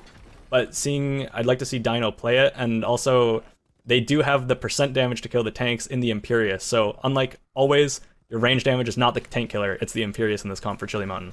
Oh, let's see what we get here, because we got our teams loaded in. Thank you, Justin, as always. Storm Esports on the left-hand side, Lauber on the Muradin, Samgrad on the Blaze, Maka on the Sylvana, CPX on the Hogger, and June to play the Brightwing. Over in the red, Chili Mountain looking to close things out in a 3-0 fashion. We have Ultralisk on the Imperious, Make on the Joanna, Banana on the Stukov, Dino on the Genji, and Dikwaza on the Dahaka. I'm hard-pressed to not vote for Chili Mountain here, Grubby. I think they've got a lot of heroes that are extremely strong in their own right, but as well as what we've seen these players execute. Ultralisk has a fantastic Imperious, Dikwaza is a beautiful Dahaka, and of course Dino, well, you put him on anything kind of range assassin-ish, and I feel like he can pop off. But of course, as Lauber's going to get CC'd and almost go down here in top lane, got to get your thoughts as well here, Grubby. Yeah, Lauber almost went down, Bahamut, but at least he got 4 stacks of the worst quest in the game, Perfect Storm. I hate this so much. Yeah, I don't like this level 1. I feel like Block is insanely better. Yeah, I mean, come on. Like, have you ever seen this go above 100? No, never. Same. It's usually between 20 to 60. I'm just gonna... I allow everyone to forget about it so you don't hyper-focus on it, but let's put a little bet that it stays under 60. That's 60 Stormbolt damage on the current baseline of 114. That would be 50% bonus if it weren't for baseline scaling. It's more going to be like 20% damage bonus on Stormbolt. Numerically, it's going to do like 40 extra damage. When has 40 extra damage ever netted you a kill? And it doesn't offer any other redeeming factors. No bonus heal to get back into the fight quicker. It doesn't offer the block charges. Yep. He feels justified to do this because he only has 1 ranged damage dealer, the others being Blaze and Hogger together on the front line. But I feel like a tank can never have enough survivability even when you're a full frontline team. Anyway, that's my point of view. Let's see how that goes. Oh, the drag tongue actually hits Sylvanas. She ends up being just fine because June is here. And finally, like Justin said, finally she's on a normal healer. He is on a normal healer. June, they're finally prioritizing that heal for him after it's been very clear that the entire draft strategy is to outban him. I like that part of it. A lot of June priority in this matchup, but it seems to be working out for Chili Mountain at this time. A great soothing miss from June to get rid of the Celestial Charge. Banana with the Lurking Arm was just a little too late. Celestial Charge once again going to be polymorphed by June. Lauber getting low. Make does pop the Iron Skin, able to back away. Looking at the level 4 for the Joanna. She hasn't taken anything just yet. Waiting to see what he will be taking here. We do have the Shuriken Mastery for the Genji. Man, we've had so much hold your ground lately from Joanna's. I wonder what the priority shift is, taking this instead of the Subdue level 4, but maybe we'll be able to ask some of these tank players in the future as we have our first objective phase up and available. I'm looking really quickly for anyone wondering on globals. Dahaka's available and Brightwing is available for their globals, so they can jump into this engagement at any time. Siege Giants will be grabbed by the side of Storm Esports for that top lane pressure. So right now, this is a great example, again, because we talked about it earlier. We talked about macro. This is a macro decision. The objective is in bottom. You grab the Siege Giants near the objective time. That way that the Siege Giants are pushing up and you don't take this objective immediately. On the side of Storm, you delay things out. You can channel it, of course, but delaying things out also benefits you quite a bunch because Siege Giants open things up in top lane. Not only are Siege Giants doing this, but we also have the Sylvanas and the Brightwing pushing things up, but did Maka step a little too far forward? There's the Haunting Wave. Good juke. Banana with the Lurking Arm stops the phase shift. I love that call from Banana. If I was the Stukov, I would have just tried to Lurking Arm or keep autoing onto Brightwing, but no, utilizing the Lurking Arm stops the phase shift, and that is going to be a kill on Sylvanas, maybe even a counter kill onto Genji. Nice job there, nice job. Genji, of course, wrong side of town where Storm was ruling. In comes Johanna with the cheeky little blind. It was a cool, that was a good rotation by Chili Mountain. Yes. Going for the top, Sylvanas and Brightwing. It was telegraphed for a while already. They wanted to they knew that they're gonna push with that siege camp. They had to deal with the siege camp anyway. Chili Mountain does end up losing Genji. Nearly get the channel. I wanted to say it was a done deal, but it's not. Lauber jumps in. Is that Inti meta that he was talking about? He jumps in, he gets the interrupt, but he ends up falling for it. Uh-oh. Now I don't know if they can still do it. CPX is going to be also slowed down by the weighted pustule of the Stukov. Phase shift from Brightwing does come in, and there's a little bit of trash on the ground just to try and slow down any advancements. But in the end of all of this, the top lane for it will go down to about 50%, maybe even lower than that. First objective to the side of Chili Mountain. On a macro front, Storm Esports started this game very, very well to try and open up the map. On a micro sense, the members of Chili Mountain are doing quite well in some of their kills, but here is that top lane for it to go down. Swamp Grotto might be dead here. Any Celestial Charges from Ultralisk. He's very low on mana. Banana and friends are just trying to body block. Phase shift from Brightwing does come through. It's a 3v3. There's the Soothing Mist. Jet Propulsion onto Imperius. He's low. Gets the Healing Pathogen, and Banana can't pop it. That's a kill to the side of Storm Esports, as another objective will be on the aggressive side of the map. Top right, sorry. Yep, top right spawn, but that was sick. Yeah. Swamp Grotto was like, call me an ambulance for you. As he did the turnaround, he did some fancy footwork ballet, going spinny, spinny, spinny, spinny. It was a nice job by Ultralisk to anticipate the final guaranteed walking direction onto the oil, and he got the skewer, that Celestial Charge with Imperius. But then Brightwing popped in, got the cleanse, they did the turnaround, took down Ultralisk. I love the way the Storm did that. Now, they are 0 against 1 tribute. This is a hard spot. They're gonna go with the stall. And look at this, Sylvanas, Mokka, and June going for the boss. Just the two of us, you and I. We can get a boss who can. I know the song well enough to. I tried. But anyways, phase shift from Brightwing onto Maka. There is going to be the scout out from Dequaza. Will the members of Chili Mountain be able to make the rotation in time? I don't really think. Actually, boss is at 50%. Wow. The rotation is coming in. Jet Propulsion from Blaze does delay things out, but the fight continues. It's time to stop the boss. It's not going to work anymore. It's not going to fly. There is bunker available. Swamp Grotto's just fine here. Lauber has an avatar. Didn't go for the full memes, and with the haymaker, CPX comes in from the side. That's a big silence, hitting about 3 members or so. But CPX was unable to get the Loot Horde staggering blow combo on Stukov. Therefore, Stukov does not fall. I can't believe they're starting boss again. What is this? Drag onto the Sylvana. She tries to Haunting Wave. X-Strike comes through, and that will be a kill onto Maka. The main damage dealer of Storm Esports dead. Swamp Grotto tries to get away. Will be able to Jet Propulsion. There's the phase shift from Brightwing as Lauber Dwarf tosses over the wall. I'm just looking at Lauber's build right now. 54 stacks. Man, you know what we should have done? We should have done like a little caster bet. Like we can still do it. I'm gonna go with 97. I will price is right you and say 98. Oh, That's so experienced of you. Okay. 97 under, 98 up. Bahamut. Well played. Loser Let's has see to how gift it goes. 1 sub to wisdom. There you go. The community Let's gets do to it, benefit. let's do it. Okay, I'm in. Yep. We'll do an electronic agreement on that one. But let's see what happens here. We are getting into another curse point here. Do you want to jump onto Chili Mountain comms? Maybe see how they're doing this, or should we wait? Yeah, you're reading my mind. Let's do it. It's a good time. We can go to Chile and maybe even transition to Storm after. Let's go. In we go. Chile. Take some of them. I'm They're keeping doing it. boss, they're doing boss, they're doing boss. With Zoya. Only. You can do this. You can do this. Just do this. Just do this. Yeah, I will love it. You can one shot him. Do we one shot Murder? Yeah. If you Yeah, want we do, to, I we can do. blast him. Okay. When he comes Next time, next time, I will. Okay. Giving it now. Their boss is CT. Yeah, we don't play. Yeah, we have to give it. So all I can. I will get top wave after. Will you know hard?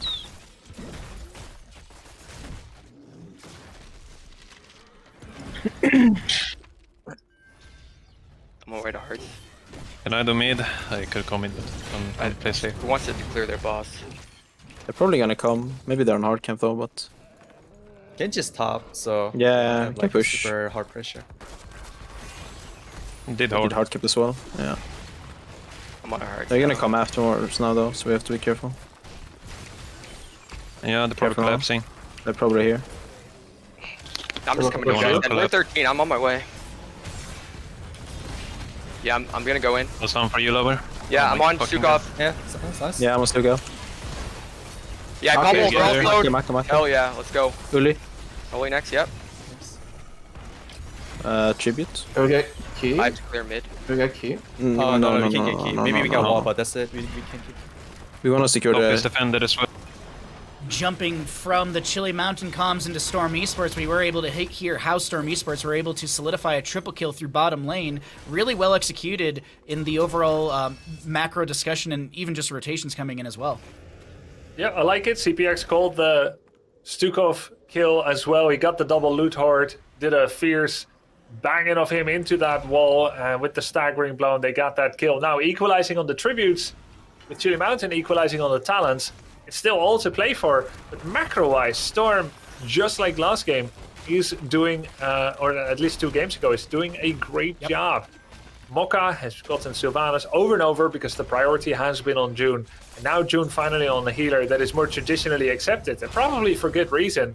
We saw how Ana struggled to keep multiple targets alive that were split in different directions, as well as her own threat into Rayquaza. Brightwing just feels a lot more survivable. Lauber jumps in, he gets the Dwarf Toss over the side of Stukov, gets a couple of Skullcracker hits, and kills him. Very nice job. Stukov going down once again, looking very mortal here. Big swords right into Brightwing's face by Ultralisk. Brightwing goes down, Lauber low. There's going to be a kill into Imperius. Bounces from CPX, finding some value as Maka goes down. So, Condemn pulls the Blaze into... oh no, Blaze wanted the kill onto Dino, but he just got chain CC'd between the Dahaka and the Condemn of the Joanna. That Feeding Frenzy at level 7 for Dahaka, really finding a ton of value. Curse Point is up here, and it looks like Chili Mountain should be able to grab this, though they can delay out a little bit to get some of the waves pushed out, specifically top lane. Actually, maybe they don't, because bottom lane's arriving at a fort, so I think it's advantageous to immediately go for this. Lauber, 82 stacks right now. There's going to be a Stormbolt shy of connecting onto Make, and here we go. First curse will be to the side of Chili Mountain. They are behind experience, but this might be the moment, the equalizer, the time when Chili Mountain can push ahead in said experience department. Yeah, exactly what they needed. I think they can get at least 2 forts out of this. Bottom pretty much just dead already. They're going to push hard mid. Top doesn't really have the wave pushed up enough. But this is a perfect defense by Storm. They're bringing everybody in here. They still have the talent advantage. And they want this fight. That's a 3-man Wailing Arrow. Once again, CPX going for Banana. He misses the staggering blow. They change target to Ultralisk, and he goes down. Storm read the situation perfectly. Bottom was already gone. Top not really being threatened yet. Level 16 not there for Chili Mountain. They collapse, and they go back in again. Chili Mountain stepped up. They're targeting Stukov. There's the staggering blow, and that's the second kill onto Banana H. Blaze is already bottom defending as well. This is perfect defense by Storm. They're going to sustain some damage top. They're going to get another kill on Genji, probably because of the Stormbolt talent. This is insane. He's got 120 stacks already. I'm going to give this up to Wisdom. There is going to be a drag onto CPX, but Make tries to be able to back out of here. It's a quadra kill to Storm Esports. Maka, locking down the tower, throwing the Haunting Wave. You can already see Maka's in position to just continue sieging as we have 3 dead for the next few seconds here. When we look at the map overall, this was a turning point, a huge turning point for Storm Esports. They find their 3rd fort. Celestial Charge not connecting right there. Bosses, for anyone wondering, top lane 36 seconds, bottom lane 36 seconds. Very, very close timings on those bosses. Storm Esports could look to invade this top area, but is it greedy? We'll have to find out here in a few seconds. Dequaza stepping in, will be Polymorph. CPX comes in with the Hortipult, massive shove from Stukov not connecting. Phase shift from Brightwing onto somebody, as that's Maka split by Ultralisk, who pops the Angelic Armament. Ultralisk so very low, does he go for the Celestial Charge over the wall? The Lurking Arm is going to be there. He tries to get the Healing Pathogen, but it's not enough. That is a kill into Sylvanas. We have a trade kill. There's going to be a lot of damage into Stukov. He does go down. Murden landing so much damage as Dino has to Swift Strike away. Iron Skin from Joanna. Drag from Dahaka doesn't connect. But man, oh man, Storm Esports, they are back into map 3 with a vengeance. Yeah, 13 kills here into 7 with the highest perfect Storm stacks I've ever seen. Nice defense during that curse, really. I mean, the siege camp took down bot. They eventually lost top as well. With so many kill conversions, the experience is looking mighty neat at this time. It's going to be a boss trade play, with Swamp Grota going to restore order to the top lane. He's even being very mindful that he could be not showing. I find that part interesting. But why is Blaze standing in the bush rather than clearing the wave? He has the Watchtower vision, so there must be something going on a deeper level where he wanted to pretend to the opponent that he could be part of an invade onto their boss. I'm not quite sure. It's pretty advanced stuff. I can see have to that. ask him about that.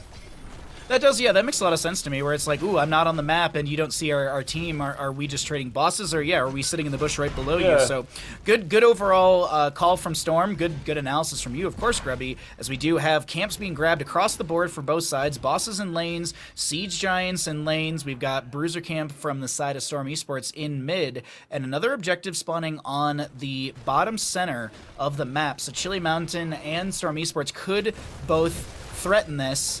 The only thing that I want to note is that Storm Esports does have the fort through mid, so they've got a well tap through mid. It's a bit of a far rotation, but still, it's a lot closer than anything that Chili Mountain has when it comes to support from a well.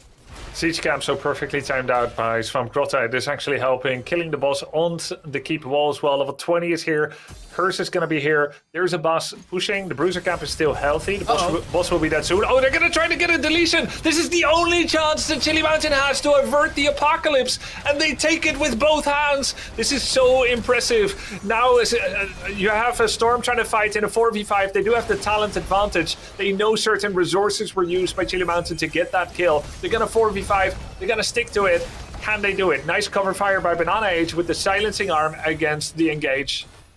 Hogger is really far out by himself. He did get a lot of damage with that no control, and Murden. Lauber comes in with a Stormbolt, followed up by a second Stormbolt with the rewind. It's a double kill. Lauber goes in. He doesn't have the heavy impact, but he's got that range. Drag will connect onto Dahaka, trying to pull Lauber into that core defense, which reduces armor by 75. And that might be able to be the big defending move, but here comes a wave through mid. Boss already cleared out in bottom. 20 seconds on the curse still. Core shielding is already going down. Dino taps the Hall Storm. Double Stormbolt, but I don't know if he actually landed onto anyone. He healed 2 people. He stunned 2 people with the Stormbolt, and that's 169 bonus damage on Stormbolt right now. It's insane. Nice, very, very nice. They're going for the core. They're going to end it right here. Storm is going to make sure that we get a game number 4. Dino not falling right there, and yes, it is going to be map number 3 going down and in favor for Storm Esports as we continue our best of 5 series, our second best of 5 of the day. It ain't over in a 3-0, and that is really promising for the momentum and the kind of the mentals for Storm Esports. I think that's a big victory. I seriously, like, that was a big victory for Storm Esports. I think it wasn't only like, not only that it was 17-8 in kills, but Storm Esports looked the best they have in this best of 5, and that has to feel good for Lauber, like we were talking about earlier. When you're tanking and you're landing these Stormbolts and you got that momentum, you take that into every game, but if you're not landing the Stormbolts, you're losing out, you can't make these engagements, that's still also the mentality you're taking to the game, that kind of negativity. But I love what Storm was able to do here. Of course, Justing, any breakdown, any thoughts for this matchup on Curse Hollow? Yeah, this was an interesting dynamic between the drafts here from both teams. Both of them drafting things pretty weird. We had the solo ranged for both comps. We had Dino playing the Genji as their main ranged, which is definitely not what you're used to seeing. Ultralisk this game on the Imperius looked very out of place with the team fights. It felt like he was kind of always split from his team, and it felt like no matter how much they tried to combo things, it just wouldn't really work out for them. They don't have enough damage to really one-shot a frontline. In the early game, we had Maka and Sylvanas here, just split pushing top constantly. And even when Storm died, this was a nice play by Banana to get the interrupt and slap the Syl for the last hit. That was really sick by Banana, but that was about the end of the highlights for the Stukov in this game, unfortunately. Banana not having the best game on Stukov overall. It really felt like in teamfights he was a massive detriment. I can't help but feel that maybe playing with the much more tank-focused build, the tankier build, the more death ball-focused build would have been a little bit safer. But a lot of pressure coming onto the Stukov here in almost every fight. We see this. We see Lauber really just diving on him permanently. CPX, well, he wasn't doing anything extremely flashy outside of maybe that last play where his no control was pretty much hitting everyone in the team fight. CPX had one of the better hoggers we've seen, and that's not his main role. So CPX being a true flex for the team, playing whatever they need, doing really well on this hogger. He didn't die once. He had a ton of damage. He played really well on the hogger, even though it wasn't like flashy, it wasn't like super exciting to watch. He was playing it well. Good hogger, I think you want to hold your E, mostly for defense. This was a moment where Chili Mountain gets the objective, but I think their goal here, it seemed like they were trying to keep them mid. I think they wanted to like just hold Storm mid. And if they had just lost one member in a 5v5, it would have been fine. But since they ended up just continuously losing members, it ended up being really bad for them. Because this was another situation where Chili Mountain's composition doesn't have any siege. So buying time for top and bottom to get the fort makes sense, but they lost way too many members in order to do that. So well played by Storm to be able to take advantage of that. And it really just felt like Storm had a much easier time in team fights. We had Maka with just gigantic arrows every single fight. We had Lauber finally on Muradin, finally not on the Johanna, being able to be aggressive, diving into the backline, just jumping on Banana over and over. This time Banana is the one who's not on kind of what has felt like the priority supports so far today. Not having the Rhaegar, not having the Lucio or the Brightwing or the Anduin being put on the Stukov, which has seen a bit of a falling out now. And June being on the Brightwing, making a ton of plays early on. Just, it did feel a bit like it was a draft mismatch. You had something very, very weird by Chili Mountain. A lot of picks that aren't necessarily priorities, like the Genji and the Imperius right now. Whereas Storm had 5 S-tier picks. 5 of those picks you could pretty much pick in the first rotation and you wouldn't bat an eye at it. The Hogger, Blaze, Sylvanas, Brightwing, Muradin, all of those are first priority picks. So it'll be interesting to see how the draft shakes up in the next game. But I'm not counting Chili Mountain out of it yet. I'm not calling for a reverse sweep yet. But it is on the table now. Storm up to them now to make it happen.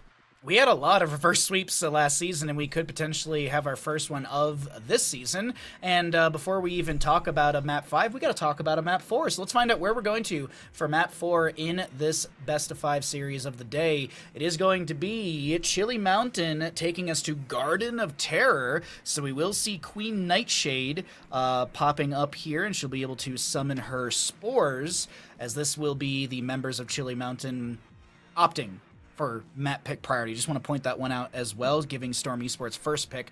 So as we are getting the readies out from the players, Grubby, are you ready for a Garden of Terror map? And for anyone else that doesn't know, Garden of Terror did replace Volskaya Foundry. The players voted on it, and that is the swap. So if you're like, wait, why Garden of Terror, no Volskaya? Because Garden of Terror is, I think, more fun than Volskaya. But that's just me. Grubby, any thoughts? Yes, I prefer Volskaya Foundry, but I like Garden of Terror as well. Dim's fighting words. Get over in this frame and I'll show you. But yeah, Garden of Terror is an excellent map with I would say a kind of a medium strength objective. It's staggered out over 3 seats, just like Cursed Hollow. That makes it a bit weaker, but when you get the push eventually, it shuts down buildings and it does physical damage, unlike on Cursed Hollow, so it's a little stronger than Cursed. I'm going to say Garden of Terror is about maybe a 5 out of 10 objective strength. That means that it's really important to be able to get value outside of the objective, not just relying on it. You need to have good camp clear, good mercenary camp killing, and deep pushing. You need to have good wave clear. That's going to give you a lot of extra information and give you the freedom to do invades, creative traps in bushes or in unexpected places, and try to get pickoffs like that. Yeah, I think you nailed it. Camps are a very big priority on this map, as well as wave clear, because you've got camps in all 3 lanes. It's not like Sky Temple where you can feed into siege giants and constantly apply pressure, maybe even a boss through bottom. It is every single lane is a viable push lane. So I wonder if we will see things like Zagara or even just high priority into Sylvanas from either of these sides. Justin, any thoughts as well for Garden of Terror? Yeah, Sylvanas is definitely should be a priority still for these teams. Maka has been getting it fairly freely. I would not be surprised to see Chili Mountain try to take that away from him and put Maka onto something that he's maybe not so comfortable with. We do have the Rhaegar and Lucio being banned out again, Junkrat being banned by Storm, so Medivh is the one weird thing that's still available that we did see played by Chili Mountain, not Storm, earlier, which is a little strange. But I'm interested to see if Chili Mountain will continue with the same kind of strategy of just this death ball focused many melees style compositions that sort of lack the macro. Brightwing, very early priority, but it does make sense for the map and with the supports being banned out by Chili Mountain. Well, yeah, of course, because you got Bribe on Brightwing. Everyone takes Bribe on Brightwing. It's such a great talent. It's Please. Okay, Grubby. I tried. No, Hypershift is the name of the game. I mean, I doubt we see things like Nova. She does have camp cooldown reduction with her Bribe. Maybe we see things with Vikings. That's a possibility as well. It's a great map for it. But here is the setup for a Medivh potential. But also, Grubby, I kind of like this because there's a little bit of like a mental play. It's like, we don't have to go Medivh, but now will your third ban on the side of Storm Esports have to be a Medivh ban because you lost against it? Like, I wonder if there's a little bit of that mental game. Yes, I think so. I think this is kind of threatening that you must ban Medivh, a threat by Chili Mountain. It also is baiting an early Tychus pick because, level 1 psychology is like, someone has Diablo, you pick Tychus. Tychus can kill Diablo. But there's so many more aspects to a Diablo relationship to the opponent team where it involves Tychus or damage dealing. Really, it's often control that counters Diablo, not just percentage damage. If you can polymorph him, Drag Tongue, Reverberate, Stormbolt, he can't do as much. He'll eventually die to the concerted efforts of your team. So I'm glad that Storm didn't take the bait, didn't go for the early Tychus, because there's many things that can still counter Tychus, such as multiple frontliners that will CC him when he's on his short range, trying to get that minigun damage in to an opponent. You can run Cassia, Sylvanas Cassia backline, and blind him like they did in Game 1. And we do see that Medivh ban coming through, so I like Storm's stable approach into this early Diablo. Not even going for Garrosh, which is kind of like, oh yeah, Garrosh is a Diablo counter. Just sticking with the heroes that they are good at. Like, everyone is on a champ right now when it comes to Storm Esports' players. I absolutely agree. Justin, any thoughts on the draft that is unfolding? We're going to get 2 more picks from Chili Mountain here. And, ooh, I love that Falstad. Yep, Blaze and Hogger were both available here. They opt to go with the Blaze. That means that if Storm wants to, they can pick another flex Hogger like CPX played last game. Not sure if they will, but this is a map that is arguably even better than Cursed Hollow to run that double off lane on. And so Hogger being available, CPX playing it so well in the last game, I wouldn't be surprised to see it. Also, Tychus is still available, which this game, all they have left is their support. So they kind of broke one of the traditional rules of drafting from second pick right now on Chili Mountain, and leaving their last pick is now their support. So hopefully that their idea was to flex between potentially something like a solo heal Uther, which now would likely not be an option, into something like a Lunara. Because if that's not the case, it's quite strange to leave your support for last pick. That's pretty much the only reason you would opt to do that.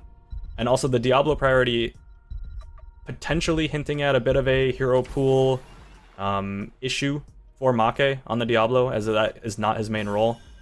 The Monk comes out, so they were questioning something for sure here at the last pick, maybe looking to hide that Monk from the picks here. That is strange. So they have potentially the mind control setup with the Monk, something that we saw quite a bit in Season 2. Not something that we've seen very much recently. It's pretty much always been the silencing, the Wailing Arrow from Sylvanas. This game we might see the old combo of the mind control into the 7-sided strike. Monk, not the traditional support that we see. Block Totem, one of the main things that we would pick Kharazim for. Not really a great game to have that. There's only Tychus and Lunara, which are mostly going to be either percent damage or magic damage, not so much auto attack based. And Storm has a very easy to play composition. It's very similar to last game. I can't help but feel like Chili Mountain once again is kind of I wouldn't say throwing it in the draft, but their draft doesn't, it's not standard stuff. It's not it's not meta picks. They picked a Diablo on the second pick, left all the counters available, had no problem with that. They're picking a Charizim on the last pick. It's just weird priorities on some of these heroes, and Storm Esports composition on paper is just all S tier picks. So Storm looks like they should have an easier time of it, but it'll come down to execution. I have one more question for you, Justin, before we go on. Please. What healer would you have picked instead of Charizim standard? Anduin is probably the best if you're worried about your Diablo just getting deleted. You'd probably have better front-to-back range damage with Falstad and Sylve, so just being able to make sure your Diablo doesn't get deleted by Tychus is probably best. So yeah, probably Anduin. Well, thank you as always, Justin, for the analysis and the breakdown. On the left-hand side, you got the members of Storm Esports. On the right is going to be Chili Mountain. You know who's on what. You can see it in front of your eyes. We don't have to go through all of that. I'm looking at a Chili Mountain win, actually. I am going to, I did write down Chili Mountain here, Grubby, and then I looked at Falstad's level 1. It's not a bad level 1, but it's just like, I love Q build. Love Q build Falstad. You got spell armor reduction at level 7 as well with the boomerang. You're scaling out. You're hammering constantly. But hey, we'll have to see how this auto attack build works out because it can chunk quite heavily when you activate those tailwinds, and then you can also get, the frequent flyer. And then when you get tailwind at level 13, you have some percent base damage as well. So we'll have to see how it all unfolds. But of course, Grubby, any thoughts as well on these drafts or what we could see for Garden of Terror?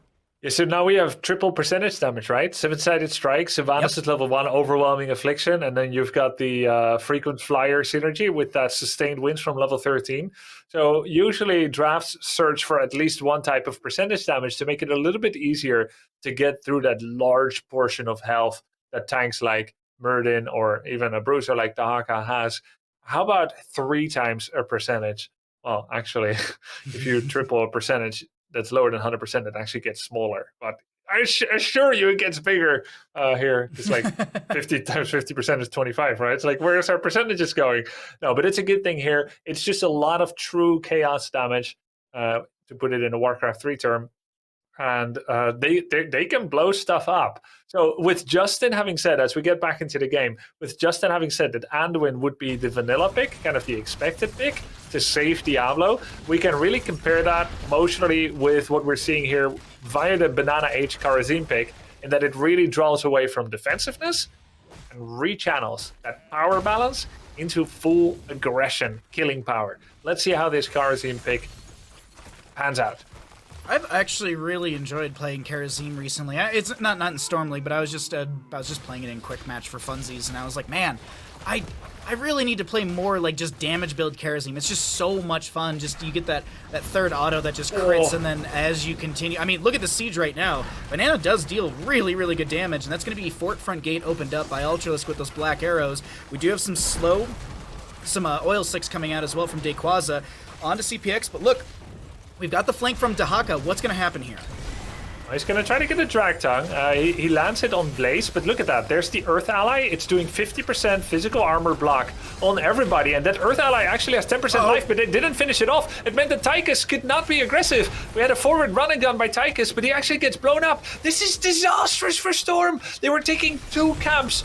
Wild Camp was banging down their front door. Dayquaza nearly goes down, 49 health. He's going to heal himself up, nurse himself back to health. You never want to be taking camps while your opponents are using their previously acquired camps to take down real structures. And the counter-offensive with the Dahaka flank and the run-and-gun forward by CPX on Tychus were not enough to hit them with the counter-attack. That Earth Ally put in some big work, Bahamut. Yeah, Block Totem, Earth Ally, as you were mentioning, is such a great tool to mitigate the Tychus value, the Lunara value. I mean, that was a great pickup at level 4. I think the Charizim slid in here, and I think a lot of us were like, okay, Charizim, and then we're starting to see why this Charizim, and I'm liking it quite a bit. I also do like what Falstad grabbed at level 4. Synergizes extremely well with the level 1. If you're scaling up your damage, you're scaling up your healing output from the hammer gains, because it's 20% of damage dealt to primary target. So if your damage is constantly scaling per level, as well as scaling from your frequent flyer, you are going to heal more and more and more. So I really like that synergy. Blaze going to get 1 interrupt onto CPX over here, and I like this delay. 7 Talontier is going to be soon to the side of Chili Mountain as Slobber has to dwarf toss away. Make comes in. Here's Dino, and he's got the auto attack. He was floating towards top to maybe get the top lane soak, had flight up and available, and was able to fly in if necessary, but instead, Dino turns around, solidifies the kill, another kill to the side of Chili Mountain, as more siege will happen through mid.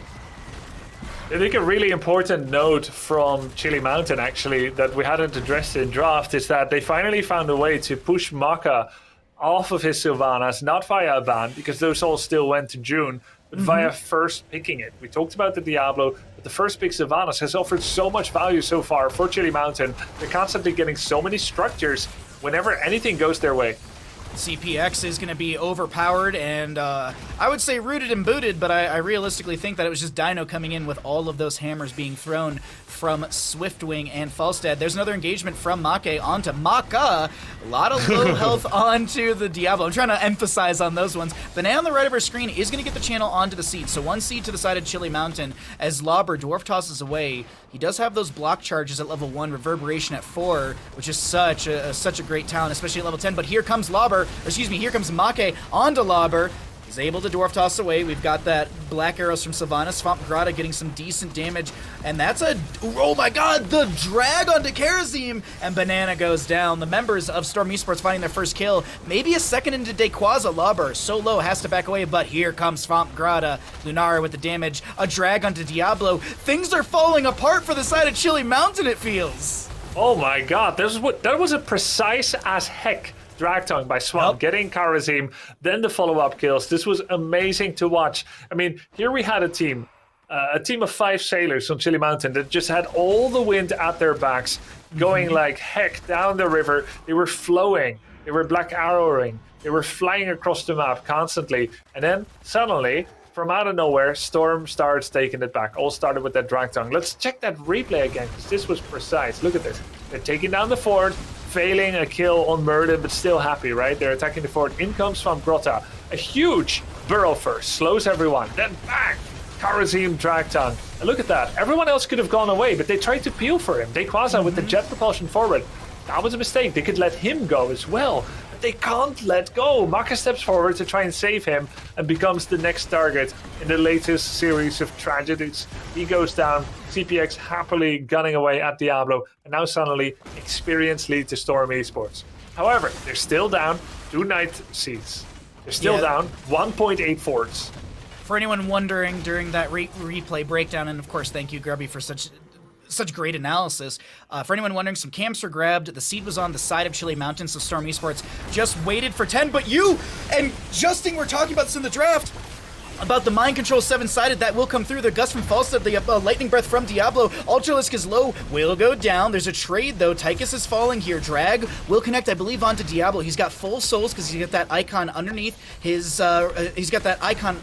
reticle, or the player area, as Lauber goes in with the Dwarf Toss. Make low, gets hit with the Storm Bolt. Dequaza looking to peel away the enemies, but Diablo goes back in, gets dragged by Swamp Grotto, tries to make the big plays with the Fire Stomp. It doesn't return in time. Diablo's souls are spent. Lauber Dwarf Tossing onto the blaze below us as Banana is trying to back away with the help of Dino, who's continuing to auto onto the waves. I think the seed does go over to the side. Oh my god! Maka with the kill! Hitting them with that noxious Blossom choking pollen in style from afar. Has that bonus range from Blossom Swell level 4 talent as well. Nice kill there. Getting kill after kill. Storm suddenly is taking it back big time. They're trying to get us to map number 5. Let's see if they can stay the course. It feels doable. It feels very, very doable at this time for Storm Esports. And some of the engagements, and we can get Justin to break this down further when the game ends, but it feels like some of the engagements are a little too advantageous. Like, it feels like Chili Mountain's trying too hard in some of these engagements. Like the mid lane, for example, when they lost 3 and they were chasing onto Lauber, they were underneath the tower. Yes, they had black arrows, but it felt like Chili Mountain was so far forward to try and not greed, but they really wanted good. I thought it was good. Like, it looked like they were really going to get the fort. It was more of like the inability to accept sunken costs, peel where peel wasn't possible anymore, kind of a judgment error, just because things had been going so well. Like, they could have let Karazim go and not jet propulsion forward. Dequaza a mistake, but understandable. True. And then, like, Maka could have let Dequaza go, but he couldn't, you know? It's very emotional to suddenly take those, like, massive forward momentum and then accept that you have lost the person. And, Yeah, I mean, Chili Mountain was still playing good. It's just Storm that took it back by force. It's looking good for Storm right now. We do have one structure down in favor for Chili Mountain. That was early in the game when we saw those early kills as well as the siege. But here comes the Commandeer Odin. Kerosene punching his way through this camp. And he does have the Quicksilver, which is going to give movement speed to the targets. He's got that blinding speed as well. I'm assuming we're going to be seeing the dash cleanse at level 16, but let's hold on to that for a second. It's 13 apiece right now. Falstead in bottom lane. He is showing on map that he's clearing. He's got Flight up and available. June going for the channel. This would be 2 out of 3 seeds. June not stalled out. Falstead still finding value in bottom. Has to barrel roll away from Dahaka, who did brush stock down here. Lands the drag. That's a phase shift from Brightwing. Great Gust from Dino. He's out of here. Yeah, they knew that Polymorph would be next, and then he could get several auto attacks that would refresh Feeding Frenzy Drag Tongue, so he had to Gust to get away. Oh! Nice mind control there on Lunara! Hippity hopping forward. She doesn't even know why she was doing it. There was just a beautiful song and she wanted to follow it. Don't follow the lights! As Chili Mountain gets a kill there with that mind control. Now they're back vibing. Getting a fort, experience advantage, equal seats. They're gonna probably steal a siege cap. No, they're going for the bottom fort. Mercs, who, what? We want structures. You know what we need, Grubby? We need a siren skin for Sylvanas. So some sort of like siren with mind control. I don't know. It's just thought I had. Much like how we need Beekeeper Blaze and we need Busy Bumblebee Tracer. That's what we need. All these things. These are all the skins I'm creating for Heroes of the Storm. It's easy. You just make the skin and put it in the game. That's easy. Just how you make it, things. Blizzard. Like if you listen, just do it. Do you want to jump into like Chili Mountain comms or Storm comms for this? Yeah. Let's go Storm. Into Storm we go. The oil here. Hit the front. Mini, yeah. Need to trade into them. You have to get some space here so we're not caught in a bubble. Odining. Look at just hit the front line. Look at Blaze here. I can jump stun him. Yeah. Yep. No. I'm on Diab now. I can hit Blaze. Yeah. Blaze licked. Yeah. Silence. Yeah, there's dust. Yeah, kill bunker. I miss can't- silence. I can't Eat Savage with him, eat I Savage have, with him. someone has to go into. Oh, Get I have out. to get out. we're fucked. Get out, just get out. Running. Ford is dead. They're on hard dive. Can we I'm just insta gonna Diablo? follow him. Yeah. And with that, we actually have a flight in from Falstead. Diablo Souls are reset. CPX is very low over here. I jumped out of the comms, but maybe too early. The Garden Terrors Now are you would have here heard them into like, lane. yay, we got a Diablo counter kill. Good job, guys. So, Grubby, I'm double checking this right now, but I heard an interesting fact actually. Someone that came to my stream was actually mentioning that the Garden Terror, because I had mentioned that it doesn't lose health. It actually, someone pointed this out, and I'm pretty sure this is correct. I'm trying to get a gauge on this. Apparently, the Garden Terror loses HP as it auto attacks. Did you know this? Yeah, I heard that. It seems like it loses 200 health every time it slaps. I didn't know which that, is but either good. way. Yeah, it loses 200 health per slap. That's interesting. I saw that before, didn't believe it. It's true. It's true. Well, seven-sided mind control was attempted. Dino getting the barrel roll over the wall. That's a gust. But that gust isolates Swamp Grotto, who's trying to find something. The isolation goes out. The Stormbolt will connect. There's that cleansing dash from Karazim. Avatar from Murd. And we still have the Garden Terror in top lane pushing up. Diablo so very low. No souls available. Ultralisk is trying to make the outplay. Dino floating above all of this is like, yeah, I'm out of here. I'm going to hearth out and hopefully no one checks me in the bush. And it was close. It was close. Nurse to steal this lad. What a cool fight there. Lobber nearly blown up. Hit the Avatar. You said Haka was isolated. He was. There was a cool Mighty Cast by Dino. Pushing 2 people into the boss stun. Unable to help the front line. But Swamp Grotto got the burrow off. So he was able to turn stealth. Then hit the isolation on his adversary. I believe it was Diablo.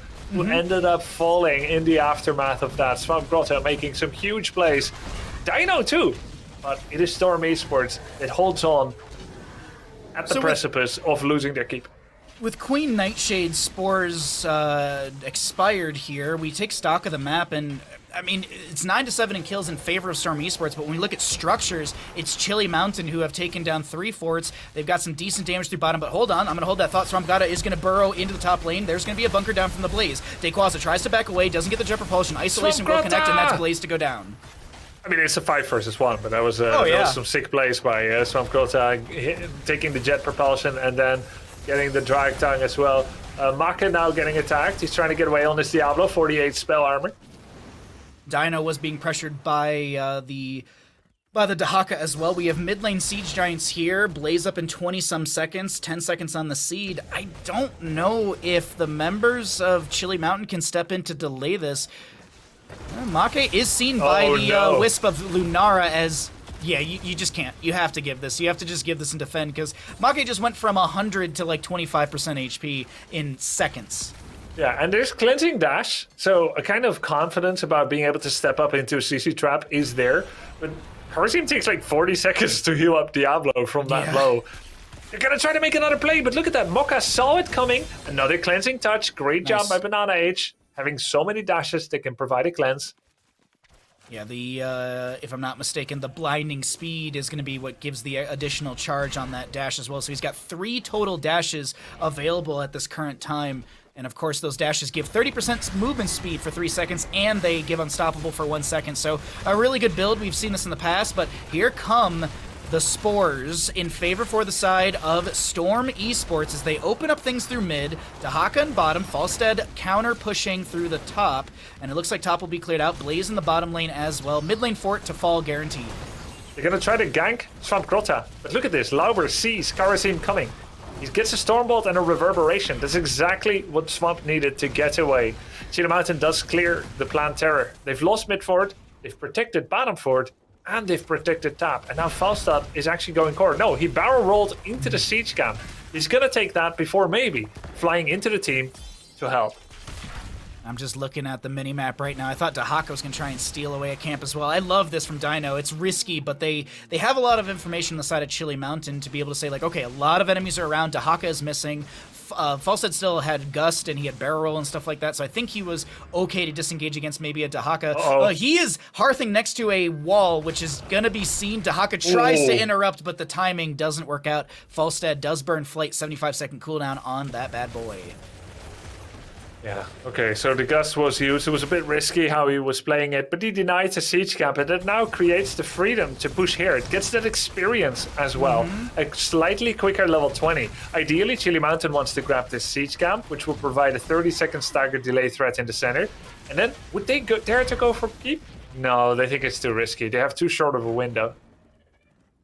Or do they? They're going for mid here. Bottom is slowly pushing up. Dino on the Falstead to split off and grab that. 35 seconds on Flight, as that is going to be... Yeah, he's just clearing bottom lane as well. 38 stacks, by the way, for the Falstead. That's 38 extra attack damage on top of the 267 base damage right now for Falstead. For anyone wondering, you can do that caster math on your own at home. Dahaka on the brush over here. Misses the isolation. Lands the drag. A lot of damage onto the polymorph. There's the cleansing dash. And Dino gets over the wall. Damn sick save by Banana H there. I mean, that was really nice. I mean, which other healer could have done that from that range? He ran over there, dashed over, gave him a cleanse. I guess plenty of healers could have done that. Maybe right? like Anduin with like Leap of Faith or something, yeah. Uther with but I still follow you, Grubby. That was mechanically, that was beautiful from Banana. Like that is, it's not only is the character, but it's also the player behind said character. Because Banana, I know you can say this about a lot of healers out there, but Banana is a top tier healer across CCL. And fun to see his Karazim style coming in here. Looking at his stats, he's got just 2 deaths. His healing stat is a bit lower than his opponent, of course, but that's just the way that works out. But he's going to have more lost hits. He's going to have more in-combat damage that's relevant. Swamp Crota gets attacked. Shadow Charge. Misses. Oh, Lauber, that's you a big are play on Lauber. He survives. By yourself. He's able to Dwarf Toss out with that leap, that Dwarf launch as well. Diablo's going to use the Hellgate. Does kind of create a little bit of a window, and there's the Gust. Now, I did earlier, and you might have noticed at home, that was Gust. No Wind Tunnel. Level 20 for Falstead is Epic Mount, which means... He always does that. Falstead, it's a 25-second cooldown for Flight, for Dino. Here comes Lauber. Dwarf Toss in. There's a Brushstock from Dahaka on the right side of your screen. A Lightning Breath from Diablo. The bunker's down from the Blaze. The big red button is going to find a lot of damage, but Lunar is the first one to go down in the engagement. CPX being chased by Ultralist. The Cleansing Dasher coming through. Dahaka will fall. June is trying to back away on Brightwing, but Banana has the punches. The Nexus Forces actually steal that kill, and this is the chase. Lauber, Mind Control sidestepped, but it doesn't matter. It's 1, 2, 3, 4... pentakill to Chili Mountain, who run through top lane, and they are going to take down this keep, they're going to take down the core, and Chili Mountain will shut down this series 3-1. And I have to say here, Grubby, Chili Mountain blew my expectations out of the water. I thought Storm Esports, after last weekend's matchup up against Diamond Hands, Storm was going to come back with a vengeance, but this weekend, Chili Mountain looked amazing. The change with Make coming in tanking, I am loving what Chili Mountain did today. I think they have a strong roster. I'd love to see Make tanking for this team in the future. Nothing against Masquerade, but this right here was a dominant performance from the side of Chili Mountain, who are all turning into little plants right there from the core defenses. But it doesn't matter. At the end of the day, it's Chili Mountain who will punch their way into a victory. That is their first overall series victory in Season 4 of HeroesCCL, and I gotta say, this was a great matchup. This matchup went way. It was way cooler than I expected, Justin. Like that's maybe the way to put it. It was so cool of a series.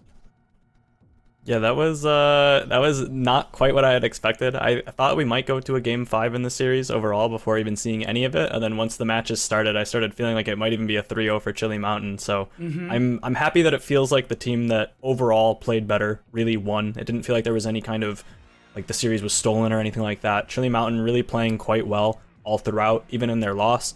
And in the last game, it was just a weird game. The early game absolutely dominated by Chili Mountain. They got those 2 picks top, which allowed them to basically just get an entire fort at like 3 minutes, just an unheard of the speed that they were able to start taking over the map. And throughout the game, even though there were times where Storm was able to win some fights and feel like they were coming back into the game, they never really were able to convert that into structures. Chili Mountain would take fights at points that when they would lose the fight, they would still be in an advantageous situation.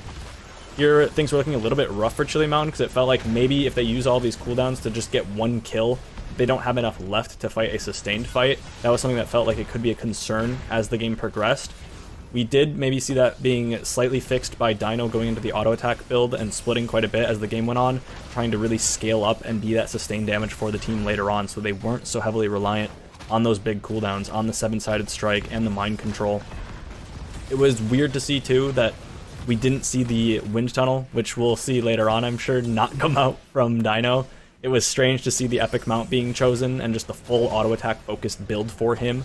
It felt like most of the early game for Chili Mountain was just trying to take as many structures as they could, look for mind controls for picks, and when they don't have their combo up, kind of just allow Dino to split push and do things on the map, which was really working for them. Storm had a couple of good fights, and there were a lot of close calls with these picks. Here, Dino had a really nice gust to peel the rest of the team away from Swamp Grata's engage. Swamp Grata on the Dahaka has been looking extremely strong. It's definitely looking like that's his most comfortable offlane, and that he's doing a lot better on that than any of the other ones. And it was really back and forth. It really felt like that last fight could have kind of gone either way. But even if Storm won it, unless they won it in as dominant as a fashion as Chili Mountain did, they wouldn't have been able to end the game because they were only down 1 fort. This was the fight that really ended the game here. You have Make on the point with the Flame Breath. You really can't fight into this. You have Lauber needing to jump away. Dino's just diving onto the backline. The team of Storm is just really split here. As soon as Lauber jumps out, you have both of the ranged being dove on by Chili Mountain, Dino, and by the rest of the team. And if you lose a fight in a 5-0 like this, no matter what the game state, you would be losing. But it's good to see that Chili Mountain didn't just win this fight at the end of the game after losing all game, that they were kind of in control from start to finish of this game with a few blips here and there. Excited to see Chili Mountain finally get to play, and maybe their 0-3 against Oxygen not completely indicative of them going forward through the rest of the season. I do think that this is a great example of where Chili Mountain sits power-wise. They played extremely well today. I think Storm is a great team in its own right, but I definitely feel like today that the champion was Chili Mountain with their execution, their overall communication, as we heard from time to time, and as well as their drafts as well.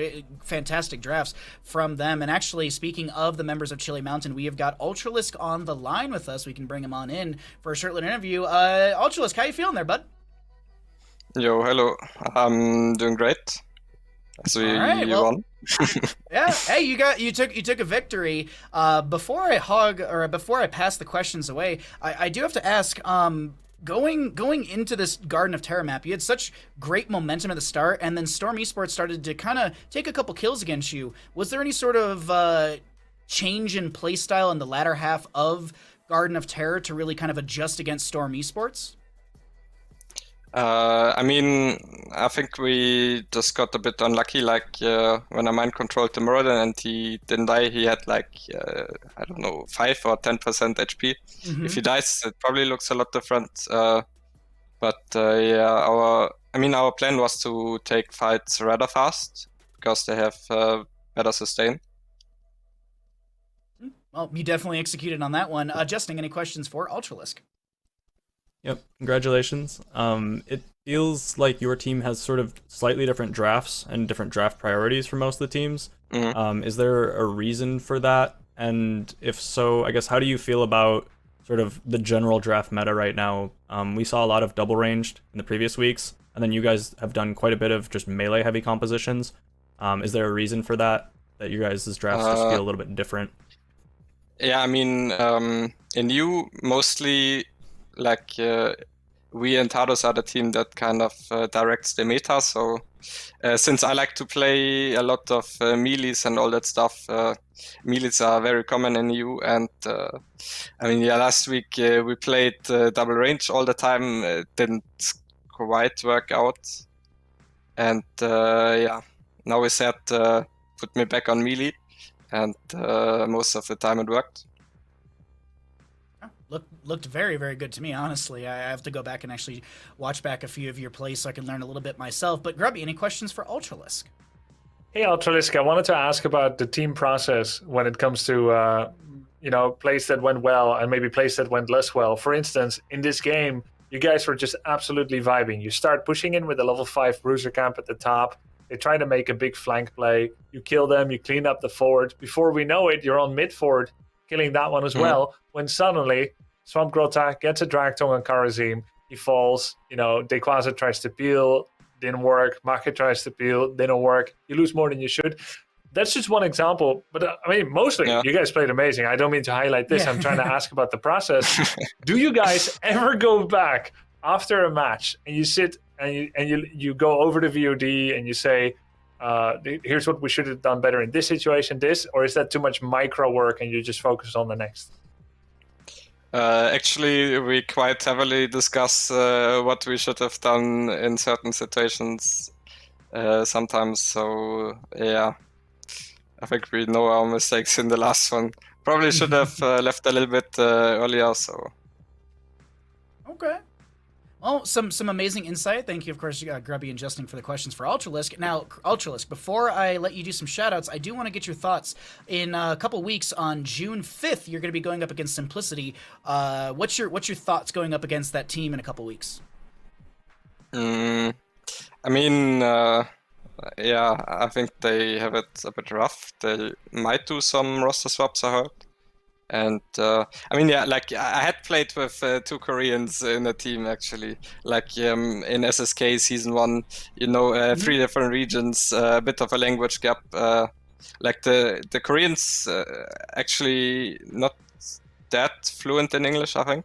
So it's a little bit rough to communicate, and I guess especially for Porky, like playing with 4 Koreans, like he's the only one that is not Korean. Like it's a bit rough for him to understand what his team wants to do. Okay. Well, we'll definitely have to see that matchup on June 5th. We're excited to see how you fare up against Simplicity, or how Simplicity maybe fares up against all of you. Before you skedaddle out of here and enjoy your little bit of a break in scrim time, any shouts that you'd like to give? The floor is all yours. Yeah, obviously shout out to Chill Mountain. As you can see, I'm wearing the hoodie right now. Obviously, it's a little bit warm in summer, so... but yeah, it looks great, as you can see. chillymountain.com, you can buy the merch there. And also shout out to our sponsor, Shaq Aiya. It looks pretty good, actually. Wait, let me show you, maybe.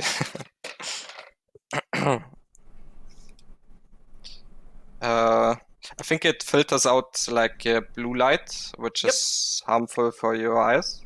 Yeah, it's a lot easier on your eyes. That you when can keep playing more games, I guess.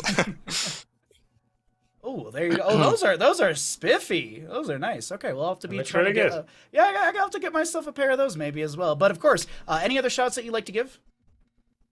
shout out to my team, obviously, for pulling through. And also, I almost forgot, but I had to shit talk Lauber a bit, Makizet. Tank gap, actually. If you take a look at Maki's equipment, he was actually playing on a fucking laptop, No. tank Was gap he using a on trackpad laptop. too? I think there's gonna be a Twitter post later. So. Well, we'll have to keep our eyes out for that one. Fantastic. Thank you so much. We'll have to take a look at that tweet a little bit later. But of course, Ultralisk, good luck in your scrims in the upcoming week. Good luck in your little bit of time off as well. And we'll see you on June 5th up against Simplicity. Good luck out there. Yo, bye-bye. Thanks for joining us. Alrighty, well, with that, honestly, we got to hear a little bit. We got a little bit of tank diff, kind of some rivalry starting as well. I am very curious to see how Make was playing today, because if he was literally using a trackpad on a laptop, I will lose my mind. But we had a lot of great games today. Like, so many great games that I think we need to really highlight one of the most important moments. And Justin, I do believe you have everyone's favorite segment. You have got the Wisdom Super Duper Amazing Power Play of the Day, presented, of course, by HeroesCCL. Yep, I've got the Wisdom Super Duper Cool Wisdom Power Play of the Day, presented by HeroesCCL. So we can go ahead and bring that up right now. It's the comeback moment for Diamond Hands, the team fight that they needed to win. It starts out with them stalling from a safe distance before level 20. Now they're level 20, and now they can actually look for the fight. If they don't win this fight, they lose the game. You have an immediate Fire Breath coming out. Gotfilt blinks into the backline with the Light Bomb, dives onto Dulal on the Lunara, one-shots him with that stun and the Sundering, and that's just the beginning of the end here in this team fight. Mostly wanted to highlight that engage. Absolutely ridiculous. Having the Light Bomb blink from the Thrall into the Sunder, into one-shotting Lunara. This was the moment where Diamond Hands goes from 5 shots to winning the game. That was the team fight they needed to win. The stall beforehand was perfect. That was the moment where they won the game, basically. That is 100% going into our top plays of the week as well. I actually wrote that on my notebook. I was like, that was such a great critical moment. But of course, I want to get your thoughts as well, Grubby, on just kind of the matches today. We're gonna look at the league standings in a little bit here, but while we look at the league standings, I want to get your thoughts and maybe even thoughts on the league standings as they look currently. Yeah, well, I really loved this last game by Chili Mountain. They really put in their homework in wanting to outban June and putting him on something less comfortable, taking Maka Sylvanas eventually, and using a Karazine pick that doesn't get used a whole lot. They hit him hard there with the rotations, and it has netted them a best-of-5 victory, now sitting at a 2-1 score. A rough start with 0-3, but then with the 4th win, now this win, they're at a 2-1, and that puts them in the top 4, at least for now, until tomorrow. Diamond Hands furthers their lead away from the pack and are going to go to 3-0. Tomorrow, we're going to have Wildheart, 30k, Oxygen, and Granite Gaming playing, hopefully. And we'll see how the rest of the standing shakes out. But what we can see at the bottom there, Storm Esports sitting at 0-3. The best team that has the fewest points when it comes to, the 2-0-3 teams.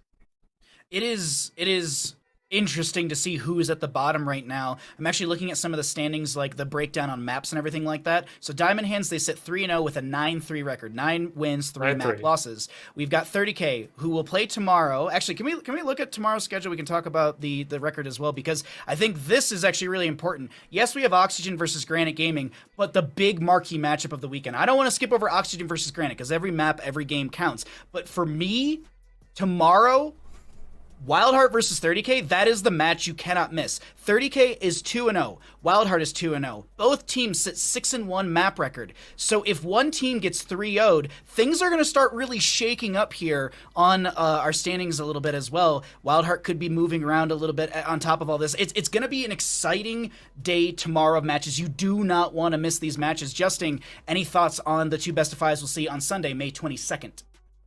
I'm very excited to see Wildheart versus 30k. You had touched on it. It's potentially a rematch of the grand finals. Both of these teams 2-0 with the same score. We have two NA teams for the most part. We've got the 30k, which is kind of the alleged NA super team, against Wildheart, who was not really expected to be as good as they are. They were kind of a wildcard team, and they're looking extremely dominant so far in the first 2 weeks. super excited to see who can come out on top tomorrow. That is absolutely not the match to miss. That could be the match of the season. Who knows? Well, really, before we sign off here, I do want to get just closing thoughts on the day from both of you. Grubby, any kind of takeaways or any thoughts from today? I think we saw Simplicity's best map so far on Towers of Doom. They very nearly took it, but they didn't, which is a pity. We'll still look forward to their first map and maybe series victory in the current league. I hope that the Koreans and Porky can find their footing in this league. And it was also the day of my favorite map in CCL Season 4 so far, the one we just watched on Garden of Terror. All right, you're right. It's a good map. But the players really made it work there. A lot of back and forths, a very rapid moving battlefield enveloping large spaces. Dinos Falstad coming in with hot gas. You had the Karazim plays, the tank battle. I really loved it. It was a great game, super entertaining. Looking forward to more tomorrow. I am as well. Of course, Justin, I would be rude not to ask you any takeaways or thoughts from the day. Yeah, the biggest thing for me is that we weren't quite sure where Chili Mountain stood after being 0-3'd in Week 1 by Oxygen. They definitely are not out of the running for being a top 3 team by any means. They definitely look super strong, especially in that last match that we just saw. Chili Mountain really looking strong still, and I'd say that the top 4 teams are still completely up in the air. I think there's a couple teams that you can kind of bet on being top 3, but we don't know all of them yet, and we're not even close. Well, be sure to utilize Ball Street to get all your betting in during those matches. Tomorrow, Sunday, May 22nd, we'll see Oxygen versus Granite, as we mentioned, and Wildheart versus 30K. And those matches will be starting at 11 a.m. PDT, 2 o'clock EDT, and 20 CEST. From the Wisdom family, Grubby, Justin, and myself, we thank you so much for watching HeroesCCL. We thank you so much for supporting through the prize pool as well as through the Twitch channels. And until tomorrow, thank you all so much for watching, and we'll see you in the Nexus. Good night.